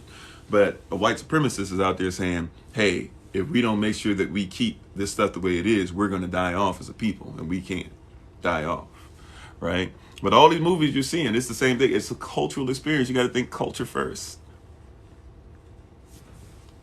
I'm talking about, I did great in school when I wanted to, but in all honesty, I barely passed high school. I did go to college. I did get a degree. I never went on the college campus, but my senior year in high school, I was still halfway through my 10th grade year. So I shouldn't have graduated, but my teachers saw, I guess, promise in me and stuff, and they all allowed me, every single one of them, allowed me to take twice as many classes as everybody else. And then I had to do my electives outside of it, and I still had to take some extra classes during the year, but I didn't have to do any summer school. And I graduated, but I actually got a lot of awards during graduation, but I was actually gone during some musical performances in other places and stuff, so I wasn't even there to finish it. I was trying to do all that and get all that out of my system because I was about to go into the military. So when I wanted to do well in school, I did well, but I actually wasn't a great student at all. I was very bored. I tried to skip as much as I could, especially the last couple years. My senior year, I got myself together though. I'll just say, it was, overall, it wasn't a great experience in Belgium. I wouldn't say that every single person's there. Even the person at the airport wasn't really trying to help us, even though she had to. And we had to make sure that we had calls and stuff. And I don't even think we ever got reimbursed. They messed us over real bad. I don't ever think we got our money back for how bad they messed us up. They did kind of sort of take care of us, but they didn't really do what they were supposed to do with that. But yeah. Is that crazy how different people are perceived when you were in random European cities, coach lacrosse? Oh, okay. Unfortunately, felt like a novelty or token, actually belittling. Yeah, and then it's interesting when you go to other places, like go to Japan as a black person, and you be the one black person with a group of white people. The white people can't get into certain places in Japan that you can get into. Because to be considered black in Japan is a huge deal, because a lot of stuff that they do, they believe you have to have black blood because original Japanese people have black blood. I mean, so does everybody. Technically, the further back everybody goes in the timeline, the darker we all get. Then it said racism doesn't exist because we are the only race. That's physically true, but the social construct, unfortunately, speaks different. If everybody would just go to we're technically all, we all come from darker, and therefore all life starts in the womb of a black woman, and even she's the only thing to come out of the womb of a black man. That means everybody's interconnected, and we should all be the same, one and the same. But if you don't want to deal with culture, even the culture of humanity correctly, then we're in a bad place. Yeah, they did. Yeah, they used to eat our flesh. Yeah, and still do. But I'll leave that there. Thank you, Kimi. Appreciate it. Thank you, Christine. Yeah, sorry, Moda. I'm sorry. I'm trying. Sometimes truth is hard to hear.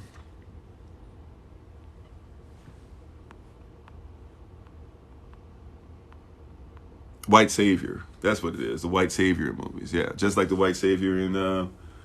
It was supposed to be this blackest of movies, the Black Panther, right? Who ultimately saves the day as far as people not going to attack cities and getting rid of these black African people that thought that they should fight against white people. Who stopped that? He used the black technology and everything, but who stopped it? It was ultimately a white pilot. All right, you still, in the blackest of movies, so they say, you still got to have the white savior. You have to. That's the culture. That's the culture. You said, genuine question, is there a reason why I don't trim my hair? I don't touch my hair at all because the razor should not touch my head. I have done it a couple times, obviously earlier in life. I have done it maybe 4 years ago. I don't know, whenever the last time was, where it should be about twice as long or a lot longer than what it is now. I did it trying to get a contract, never should have touched it, and have felt bad ever since. I mean, well, we could talk about Jeffrey, Jeffrey Dahmer. I mean, that's definitely a more modern reference. Okay, so one side note, these Indians, indigenous, accept their reservation, i.e. had to denounce more identity. That's part of it. Matter of fact, a lot of people who are considered to be native are not even people who were connected like DNA-wise. They're people who might have mixed with some of the Asian people that came, but they won't talk about the Taino people in general having to be black and being mixed with Olmecs, being mixed with West Africans, being mixed with Kemetic people. Polynesian people don't want to talk about being connected. Indigenous Australians, some of them are now starting to talk about being connected, but a lot of them won't talk about being connected as long as they're the beginning, the end all be all of everything. You said Boondock season 3 episode 7, the eye opener, Huey had the Morris jacket on. I don't remember the Morris jacket. Which episode is that? I think I've seen, I can't say I've seen every episode, but I feel like I've seen just about every episode. It has been a while since I was watching them. In all honesty, I've been thinking about literally trying to see if I could just watch the Boondocks from episode 1 all the way through, and kind of getting reacquainted with it. There's obviously a lot of stuff and cursing and things like that, but they're giving game for sure, right?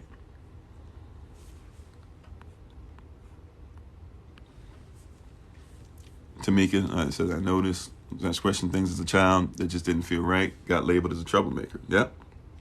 Because you're a troublemaker to the system. Remember, the word civilized just means what a culture says is their doctrine and what they follow. That's all civilization really is. So somebody considered to be savage or sauvage en français. In French, savage just means wild. So if you were not a petit blanc blanc petit or cajon blanc or big white or little white, basically it meant that you were savage. You didn't fit in their system correctly. That's like, it's the same thing, right? So if somebody says that you're not fitting into the culture, you're considered to be wild. You're considered to be a savage. You don't fit into what they say civilization is. So anytime you question anything, that's why some people enjoy being part of this community, is because you can ask a question, and I'm not going to say you're wrong for asking a question. Some people go to a place where they start getting to a place where they're not allowing others to function in here, so we do have to block people. Unfortunately, sometimes we've had to learn that through people doing stuff, and sometimes just outright lying and things like that too, and getting us basically trying to cancel us. But a lot of those things are there. A lot of those things are there in these cultural indicators. You said you got your tail beat for a lot of questions. Yeah, sometimes, just spank the child. How dare you not? How dare you question the teacher? Think about how many people as children had legit questions. Like, how is this a herb, but H makes a huh sound? Well, that's something in DNA memory, because H for us still makes a sound. There's no silent letters. If a letter is silent, then the letter's not there. But that's somebody else's culture where they would have a silent letter. It doesn't make sense to us, right? It's not acceptable to your palate. You're trying to taste it and eat it and taste of it to see if it's of any value, and it's not of any value. Kimi said, I honestly don't know if skipping college was the right choice, but it's a leap I'll take. I mean, it depends on what you're going to do. What are you going to be doing with your life?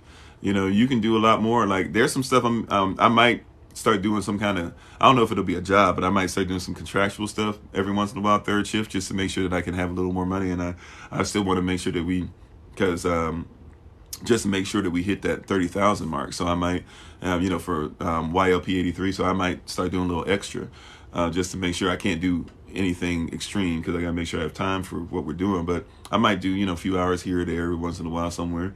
And, you can do a lot without college. You can do a lot just with certification. You just get certified on things. You get enough certifications, you can do a lot. Matter of fact, if you get a degree, you still got to get on-the-job training. The degree is supposedly just supposed to help you to function in the system anywhere you would go in the 50 states. After that, though, you still got to get some on-the-job training. Chavez says that's at the root of racism, i.e. Benjamin Franklin Imperial essay. The world is all copper colored. Al, you served. Oh, you served. You still serving in the British Army, though? Oh, okay. Yeah. So over there, yeah. Yeah, I served 2000 to 2006. Kimi said it feels wrong, no one allowed. Well, it feels wrong, not necessarily feels wrong, but it feels like you can't fit in. But that's why you got to be around like-minded people. That's one of the biggest missing ingredients, right? That's one of the biggest missing ingredients is that we're not around people that fit in with us. You said let the warrior logs hang. I feel you. Kimi said it's the episode they took off air because of Tyler Perry and Jesus Christ. I don't remember so I had to look at that again. I don't know if I ever saw the full episode. I've seen a lot of it, but I think I saw most of that in pieces. That was, I forget the name that they used, but they didn't say Tyler Perry, but they what was it, like Jerome or something like that. And they had Granddad was basically gonna have to like do some homosexual activity if he wanted to keep on going or whatever, and but he wouldn't, he ultimately wouldn't do it and stuff like that. And they talking about behind the scenes stuff and all that. Yeah, so I definitely, and I don't even know if the original writer, what's his name, Aaron Magruder, I believe, he went to UMD, University of Maryland. I'm not sure if he was attached to the product at that point. They wanted to bring Boondocks back ever since then too, but he won't put his name with it. He doesn't want to be attached to it. He says on HBO Max. Yeah, I don't really have HBO Max, but I'll find a way to get to it.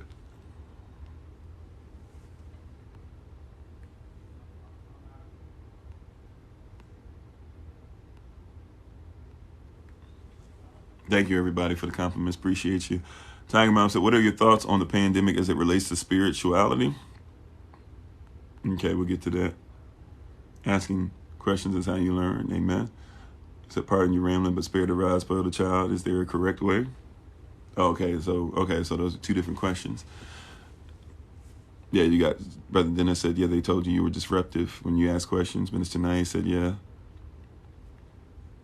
Yeah, definitely. Start looking into getting licensed on different things or just getting qualified, however you need to be qualified. There's a lot of jobs out there where they're not waiting for people with degrees. They're just waiting for somebody who qualified. One of the things I thought about doing part-time, in all honesty, because to me, it'd be an easy gig. I started about making sure I got my license, got my certification as far as, what do you call that? As far as, driving a lift, forklift, because that's something a lot of people need, and they pay a lot of places. They need people to be able to lift up pallets or go places and lift up a whole bunch of stuff and put it over there. And I saw that when I did some warehouse stuff a couple years ago, where they were so in need for people that if you became a full-time worker there, they were actually going to be like, okay, if you work full-time, we'll teach you how to drive the forklift. So I almost thought about trying to become a full-time worker, which I didn't need to, but I almost thought about becoming a full-time worker just so I could go ahead and start, driving the forklift. When I drove the forklift, I could go ahead and say, thank you very much.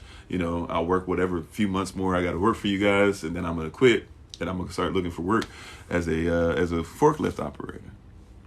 So there's a lot of stuff out there like that. But let me see. What were the questions again? Real quick. Okay, the pandemic spiritually. First of all, I want to make sure that it's practical, not mystical. I'm not going to talk too much about it because people try to kick us off when we talk about the pandemic at all, especially when we get into coronavirus and we talk about healthy living and eating and stuff. What I would say is anything that happens to your body is going to start manifesting from a spiritual place. Maybe not anything. Obviously, if you're eating things, that's a physical problem. But a majority of stuff you deal with is usually coming from a spiritual place. That being said, if you're talking about the pandemic from a spiritual nature, there's a couple things going on as far as law. I'm going to make it practical. Let's not make it super mystical. We're arguing stuff. Practically speaking, number one, there's some lies that are going on.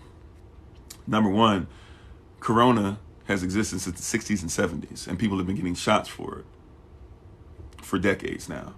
So why all of a sudden you need to get a shot for coronavirus, right, is beyond me. Now, some people will hit you with, well, this is a new type of corona, or COVID, even it's COVID-19. So COVID is different, and it's a different thing. But the reality is they're telling you still get the same shot or in booster shot and stuff like that for different variants like Delta and Omicron and all these other ones. So, eventually they'll get to Omega and all this other stuff and then start having to call it something else. So if that's what's going on right now, where this thing has already existed, and now they're telling you don't have to get something new for the new variants, then if there's a variant now that exists that you don't have, that you've already been getting, like most people, if you've ever gotten shots, have you ever gotten that shots for school, and you had to get one for the fall and one for the winter and stuff? The one for the fall was actually the flu virus. You think it's the winter, it's the flu, but the one for the fall was the influenza. The one for the winter was corona. So you've already had the shot. So why do you need to get another shot? And all these companies need to pay for another shot. Why were they having meetings that Dr. Fauci was out at in 2019 before you even knew about it? Why were they having meetings about it and talking about how they needed to get people to go ahead and have these vaccines and would people get into them, right? That stuff that was already there. So we're dealing with a lie. We're dealing with the fact we're not dealing with things that are spiritual as far as principles that are true and need to be upheld.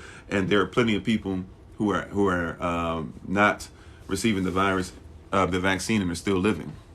So here's the weird thing they'll tell you. They'll tell you that the vaccine, even though it's not necessarily true, but they'll tell you that the vaccine has a 99% survival rate. Okay. They won't tell you that people that don't take the vaccine have over a 99% survival rate as well. So the vaccine is not actually causing any less death or causing any more, supposedly. Right? If we just use their numbers, I'm not gonna go deep.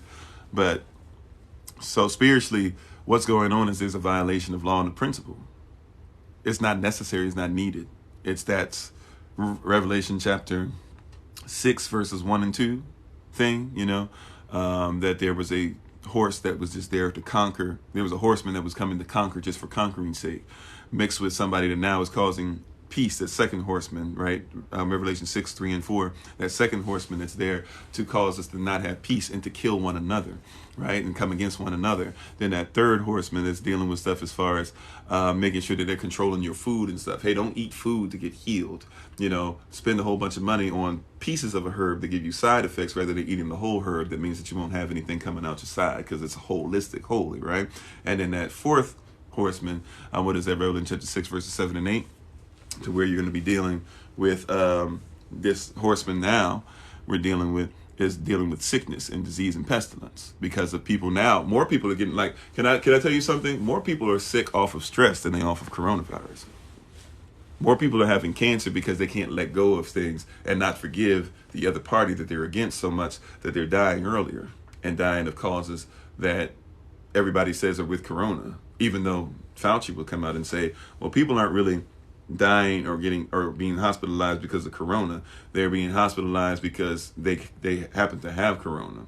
In other words, somebody's not coming to the hospital because they have coronavirus. Somebody's coming to the hospital because they don't have blood flow right. And then we say, oh, they have corona, and so we keep them for corona, but we won't talk about the blood flow issue. Somebody's coming because they got a lesion in the brain, and then we say, oh, they have COVID at the same time, but they didn't have any symptoms of COVID or whatever, but we say they had COVID or whatever. And COVID is about symptoms. Understand, any diagnosis is an educated guess. When you go to somebody, if you come to us for natural medicine, whatever, you go to my wife, she's going to have a list of symptoms. And if you meet a certain number of the list, a certain percentage, she's going to use her experience to say, okay, this is more than likely what we're dealing with.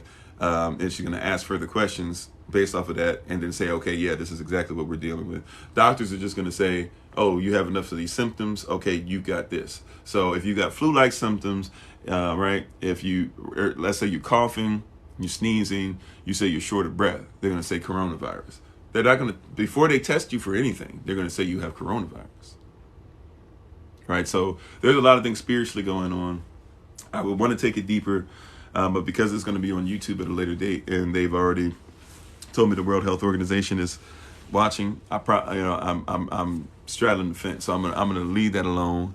Like I said, on some of this stuff, we're probably gonna have to do some of this on just Zoom only for some of these questions. We're gonna probably have to have at some point like a few days where we just have certain time on Zoom. Y'all come on. These questions that I can't answer outside of this, I'll answer, and we'll leave it there. But I got to be careful because people are watching. They've already shown me before. That's okay. The other question was, spare the rod, spoil the child.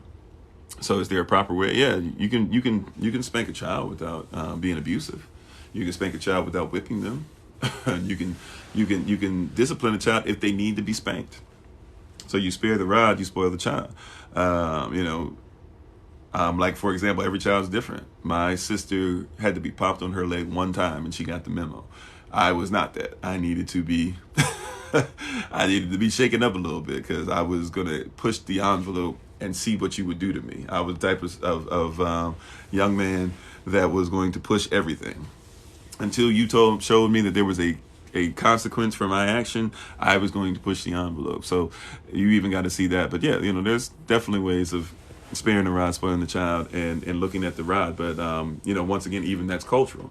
How did an Israelite discipline their child? If we're talking biblical, is it the same as everybody else? Right?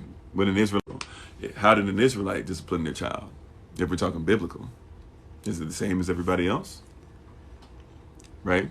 When an Israelite, like, think about some of the stuff you say, I'm going to whip you. And you say, I whip you, or I whoop you because I love you. That's something that's generational curse that we keep around because we've never addressed it from slave times. The overseer would have, he himself or somebody else was great at whipping people within an inch of their life, or if you need to take their life or whatever. And so he was going to whip you to the worst that he could. Remember, Willie Lynch syndrome. Willie Lynch letter says you whip them to the point of death, but you don't kill them because they represent, they're a valuable resource. They represent income. They represent great economics. So you would whip them to the point of death, but you wouldn't kill them. So so they might give you a choice. Hey, mama. Hey, papa. Hey, Tom. Hey, Sambo, whomever. I'll let you whip them. Now, Sambo would have whipped them to death, probably, but I'll let you whip them because, if I whip them, I'm going to have them to a place to where they might not survive, but if they survive, they're going to get it together. I want you to whip them because you'll get the point across. I want you to hurt yourself, to pain yourself, to spank them to where it's going to hurt you to spank them, but you won't kill them, and you won't get them anywhere close to as much damage as I would. You got to think culturally where we get this stuff from. Where we out here killing, trying to beat our young men into a place where they almost died but didn't quite die? No, we weren't doing that. Yeah, exactly. Minister Chambers said that Israelite culture, a rod is used to guide and direct, not to beat and demean. Culture is important, exactly. So they carried a rod and a staff. The staff said go this way. The rod was for the sheep, right? And the rod might be something where you might discipline the sheep or whatever, but you're not necessarily trying to hurt the sheep and trying to kill the sheep or anything. You basically you might use the rod to be like, hey, move that way. Don't do that. And the sheep gets the memo because they don't want any more than that. So spare, not sparing the rod could be like your child is trying, your child's trying to touch something hot. Hey, don't touch that.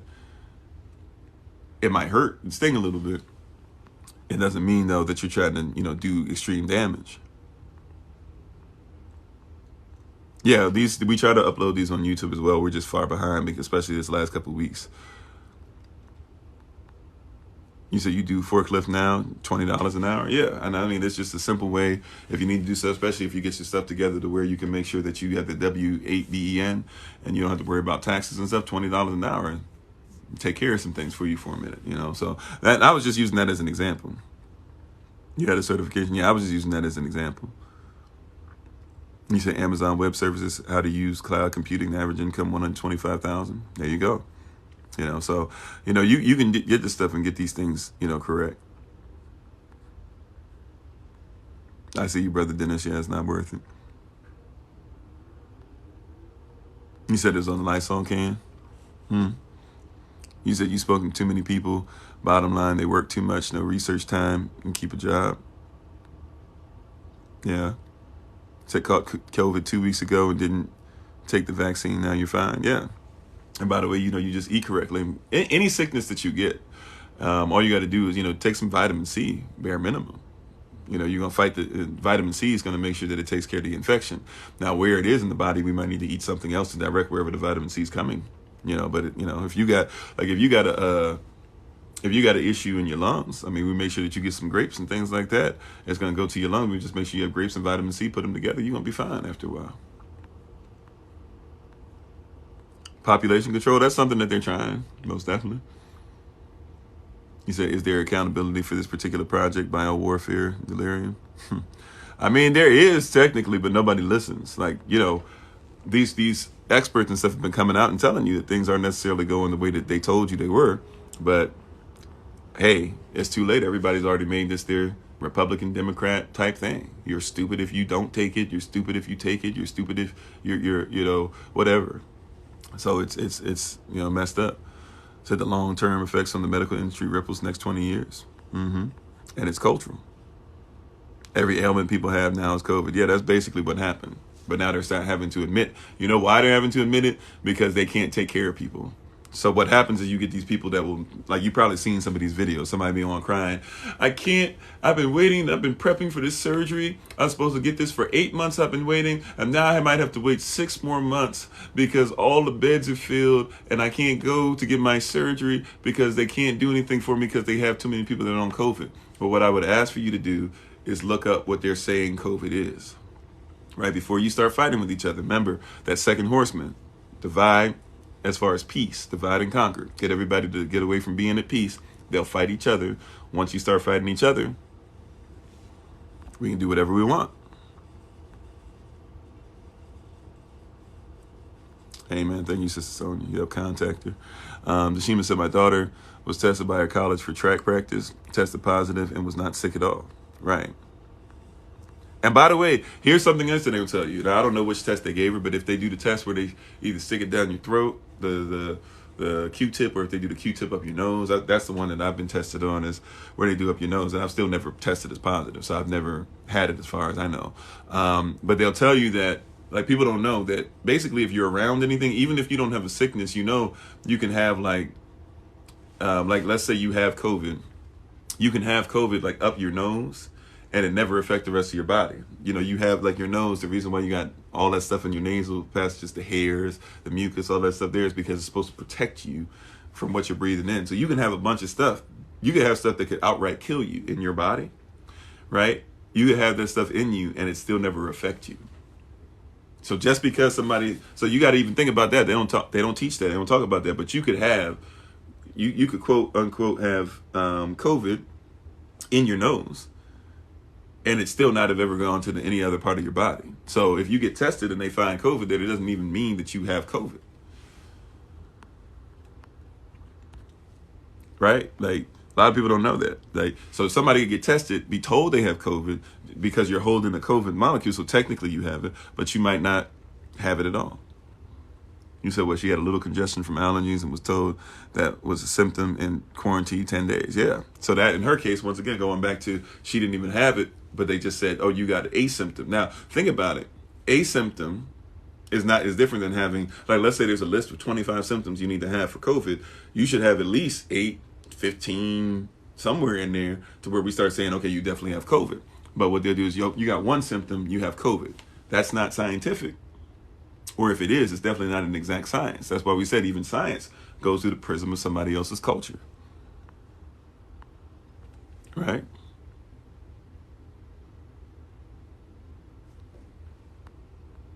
The rod is a scepter and tool for measurements. Yep. Y'all's firstborn says, what is my wife's contact information? Have more questions about weight loss and diabetes. Sure. Well, it's hold on. I'm trying to think. For BloomNFlourish stuff, you can reach her at 410. I'm gonna try and put it in the chat. Let me just try and put. Sometimes it lets me put stuff in the chat. Sometimes you guys tell me you can't see what I'm putting in the chat. I'm gonna try and type it in there. So if you guys don't see it in there, just let me know. But y'all's, I'm putting it in there. Y'all's firstborn, I'm putting it in there right now. Dig the name, by the way, and the beard. Let's see. So it's 410. Oh, no. I just wrote mine. Sorry, we got a whole bunch of numbers. 710-469-1553. All right. Oh, wait a minute. What is this thing on? Okay, try this again. 410-469-1553. Okay. So it should be in the chat now. I don't know if you guys can see it. If you can't see it, let me know, and I'll just repeat it a few times. But it's 410-469-1553. If you text her there and just let her know. She does consultations and stuff as well. Just text her, say that you were on the live. It's Razin, and she'll make sure she gets in contact with you. She's trying to catch up on sleep and stuff still, just like myself. She was busy while I was trying to catch up on sleep yesterday, trying to help and take care of a lot of things for us. Hey, salam, shalom, SMGO. All right, Sister Sonia. Amen.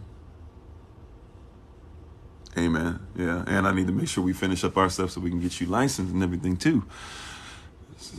Doc said that been going on for too long. Actually, yeah, most definitely. And that's why we're saying it's culture. It's culture at the end of the day. So can't trust the test. Yeah, let's see. Shaba says, am I the only one blinded to the amount of mentally sick people in Gotham? Dashima said that you went up her nose and she had a little congestion from her allergies. Yeah, and they said, oh, yeah. I think I read that already. So, yeah. You said, most are not even working in what they went to college for, most definitely. So, your college degree is not, when I was helping with, I might even go back to doing this, but I was helping to teach and do stuff for, it was with a family business that we had, we'll still have, but I don't work right now under it anymore. But we were teaching nurses, we were teaching people stuff as far as CPR, first aid, teaching people as far as phlebotomy, teaching surgical techs, teaching doctors some things, dentists some things, etc., that they needed to learn.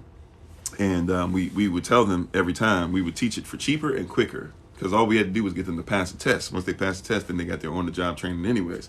So you had people that came to us, go to school for 2 years, 4 years, all this stuff, still couldn't pass the test. Might even had degrees, couldn't pass the test. So they couldn't pass. You can't pass the bar, you can't pass the exam, you can't work in the field. So we would teach them, maybe take like something that they took 2-3 years to learn. We would teach it in 2 weeks and maybe do it for like a couple thousand. Now they would do it for years, and they have college debt that, 100,000 plus at least now, right? We would say, you give us a couple thousand, give us your best 2 weeks, be ready to go for hours and hours each day. But at the end of this, you're gonna be able to pass the test, right? And we would tell everybody, it's not about your education anymore as much as it's about your certification. If I can certify you to do something, people don't care how long it took you to get a degree. By the way, a lot of the doctors that are there, that's the reason why you have a lot of foreign doctors. And you're like, man, why are there always, Indian people or Pakistani people or Nigerian people or people from certain cultures that seem to, Chinese people even, that seem to be the doctors now in certain areas in America? It's because that they don't worry about going to school for years and years and years. They worry about passing the test. Once you pass the test, then as a doctor, you got to do, once you pass the bar, you just go and serve under another doctor for a little bit.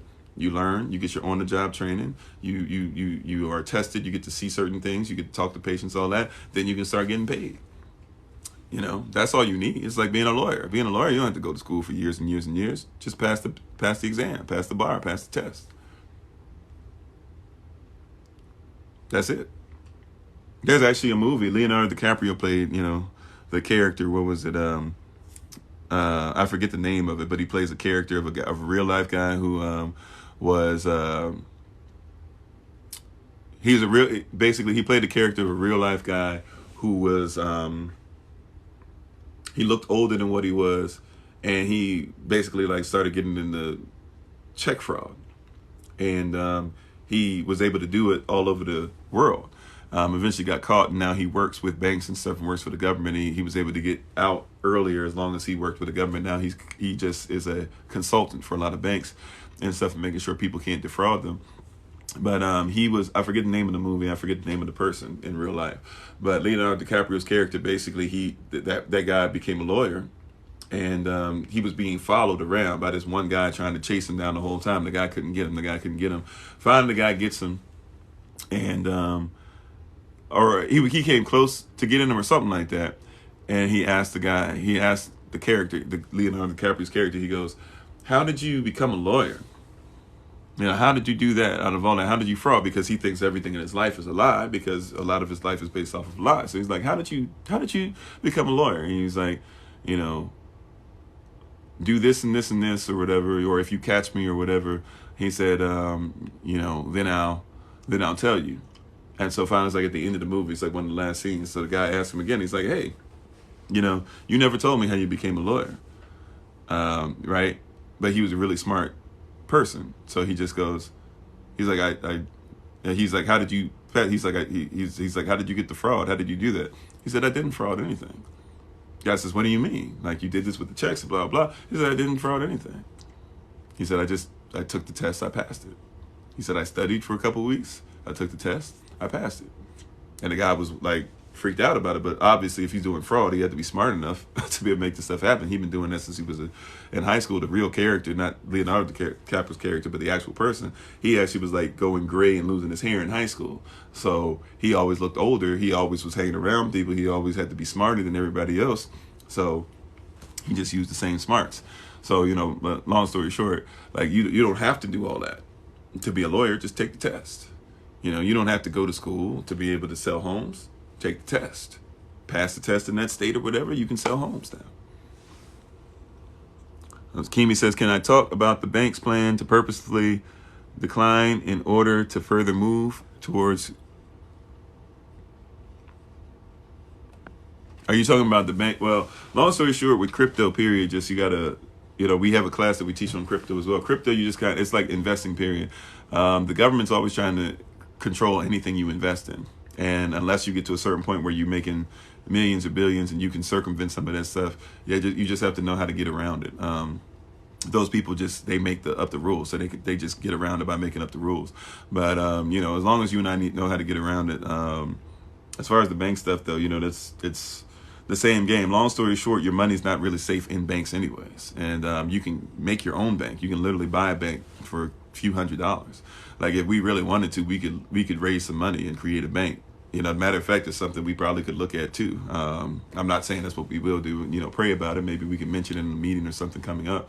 You know, but we could literally, you know, basically virtually buy a bank. You could buy a bank that's owned in Australia for a few $100s. You know, we could call it SOC or whatever. We could put our money in it. And basically, we'd have a virtual bank that we could do whatever, and we can give loans to each other, stuff like that. Starting off, we'd have to be careful with certain things or whatever, you know, but we'd be protected in certain things or whatever just because we're legally a bank, you know. But that's why you see a lot of churches. If you notice, a lot of churches have banks, you know, because it's not separation of church and state, but it's just really an extension of the same stuff that's going on. If you understand the game and understand that the bank is investing your money, then you need to figure out what the bank's investing your money in, and see how, you know, how they're moving stuff in crypto.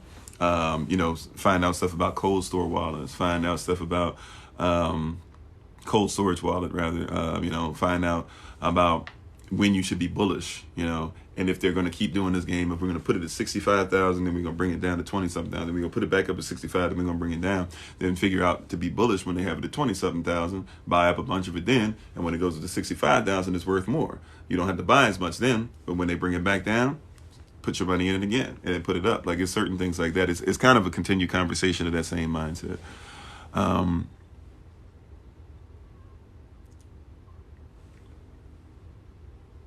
You say, you all are very special. Have a beautiful day. Got to go on YouTube, Moto. Thanks.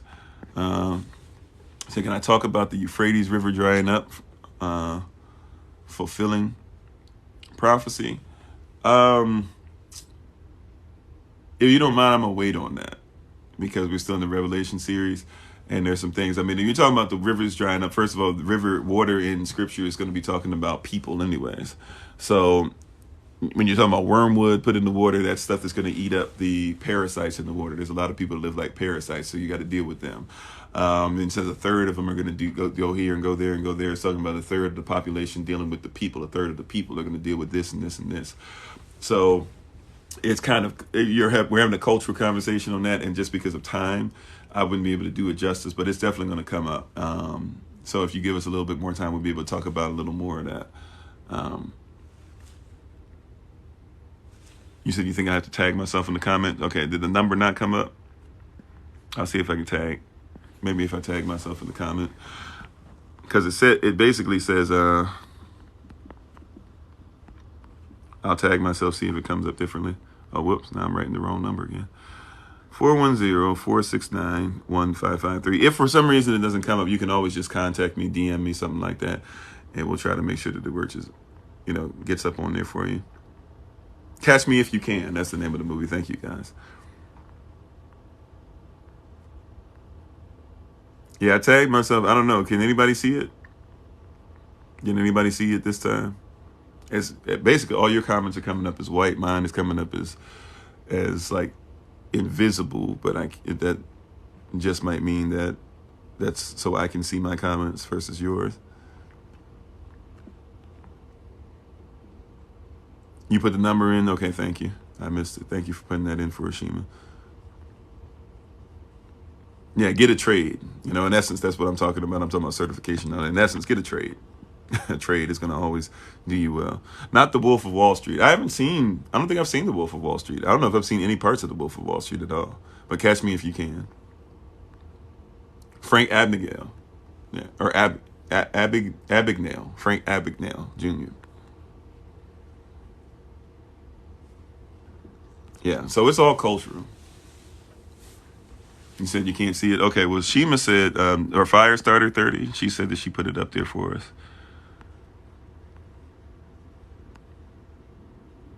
Unless for some reason they don't want us putting numbers on here anymore, but I know you guys have put information for us before and it popped up. For some reason, when I put stuff in, it doesn't pop up. I don't know what that's about.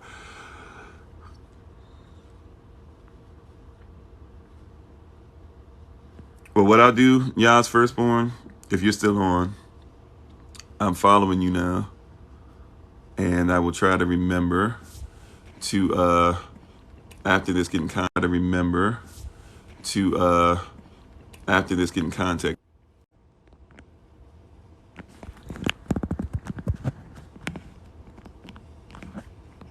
Okay, sorry about that. I tried to take a screenshot and I knocked out the whole thing.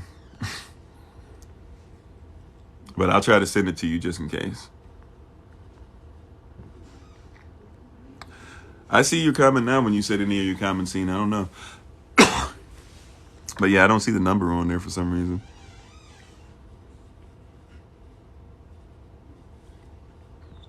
All right, shalom. So, yeah, so we'll leave that there. I don't really have anything else unless you guys have any questions, comments, or concerns. I'm going to get ready to take my leave. Need to catch up on a lot of stuff. Already needed to, but now even some more stuff because of these last couple of weeks or so. Those who are supposed to meet at 6, we're going to meet at 6 p.m. You know who you are. So we'll do that. 6 p.m. Eastern. Tomorrow, ladies, we're supposed to be meeting at 7 p.m. Eastern New York time. Fellas, we're supposed to be meeting at 8 p.m. Eastern New York time. That's on Zoom. If you'd like the link for those, let us know. Those who are on the podcast, it's about to close up on us. So thank you for being on just in case. But we're pretty much finished now. I don't really have anything else to add, but we want to make sure we talk about culture first. Hold that homework assignment in your back pocket. I didn't forget about it. We're going to start off with those wins, but Holy Spirit said we got to, Ruach HaKodesh said we have to make sure that we talk about that. Sorry, Deborah said, does Yah's Land Project include a plan for the disabled? Yes, it does. It has to. Matter of fact, we want to get rid of Social Security numbers. The only way you can get rid of Social Security numbers, especially through us being a religious sect, is that we're going to have to make sure that we can say that we can provide for the elderly and others, because that's the only really legal hold they can say that they can hold over somebody that's disabled or is on SSI or whatever. They say we can't let them off SSI, or we can't let them their Social Security number go if you can't take care of them once they reach a certain age. So once we do that, we'll be able to so once we finish with once we have that as part of what we're doing, we'll be able to do that. So yeah, YLP 83, we are going to be making sure we take care of the disabled. Great question. But yeah, we'll talk some more about that tomorrow. That's all that I have for you guys today, though. Thank you so much. Okay, people saying they still didn't see the number. So I'll just say it a couple of times, or I'll say it 4 times, all right?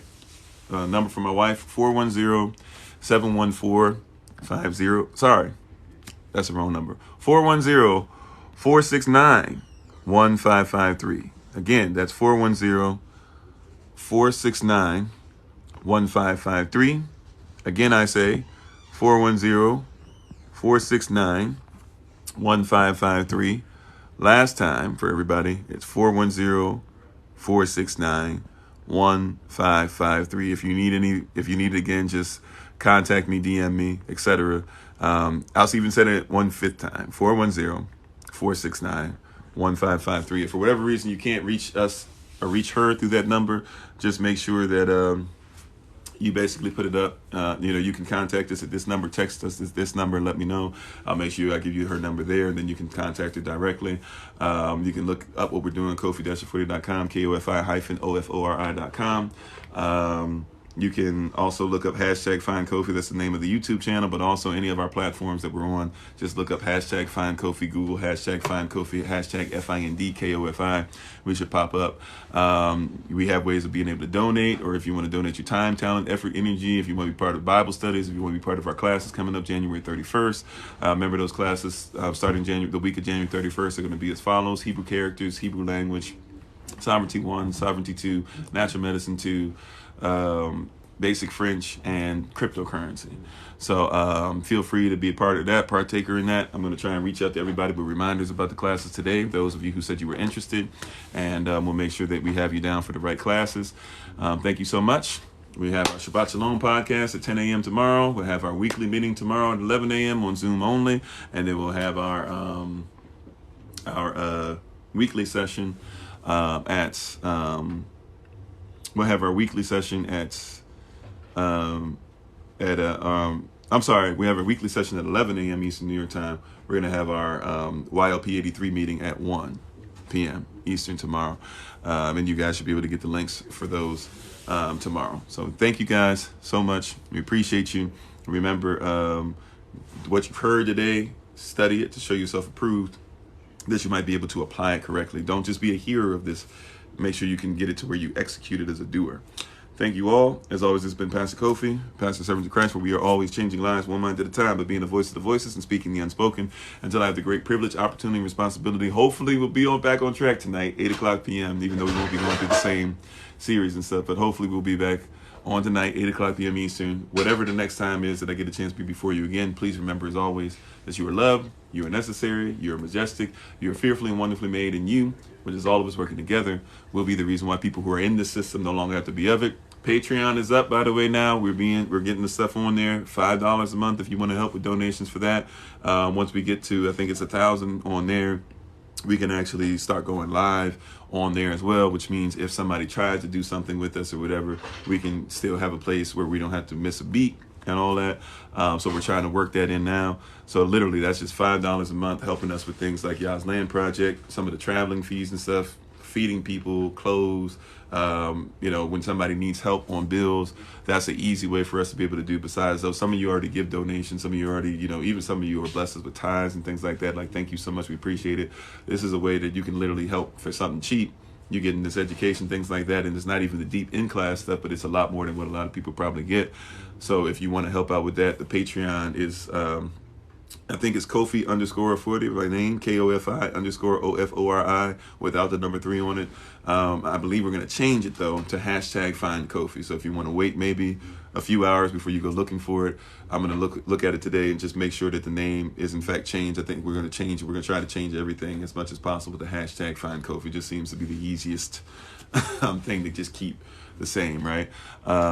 So everything except the TikTok channel will probably just be #FindKofi. I don't know. We're praying about it. But nevertheless, if you look up Kofi_Ofori, if you look up #FindKofi, one of them, something should pop up if you'd like to do that. If you want to look at more ways that you can help or be part of what we're doing or institute what we're doing and the stuff you're doing, just simply go to the TikTok page, look up on the, where we have the bio information, and underneath look at website. The website has our link tree.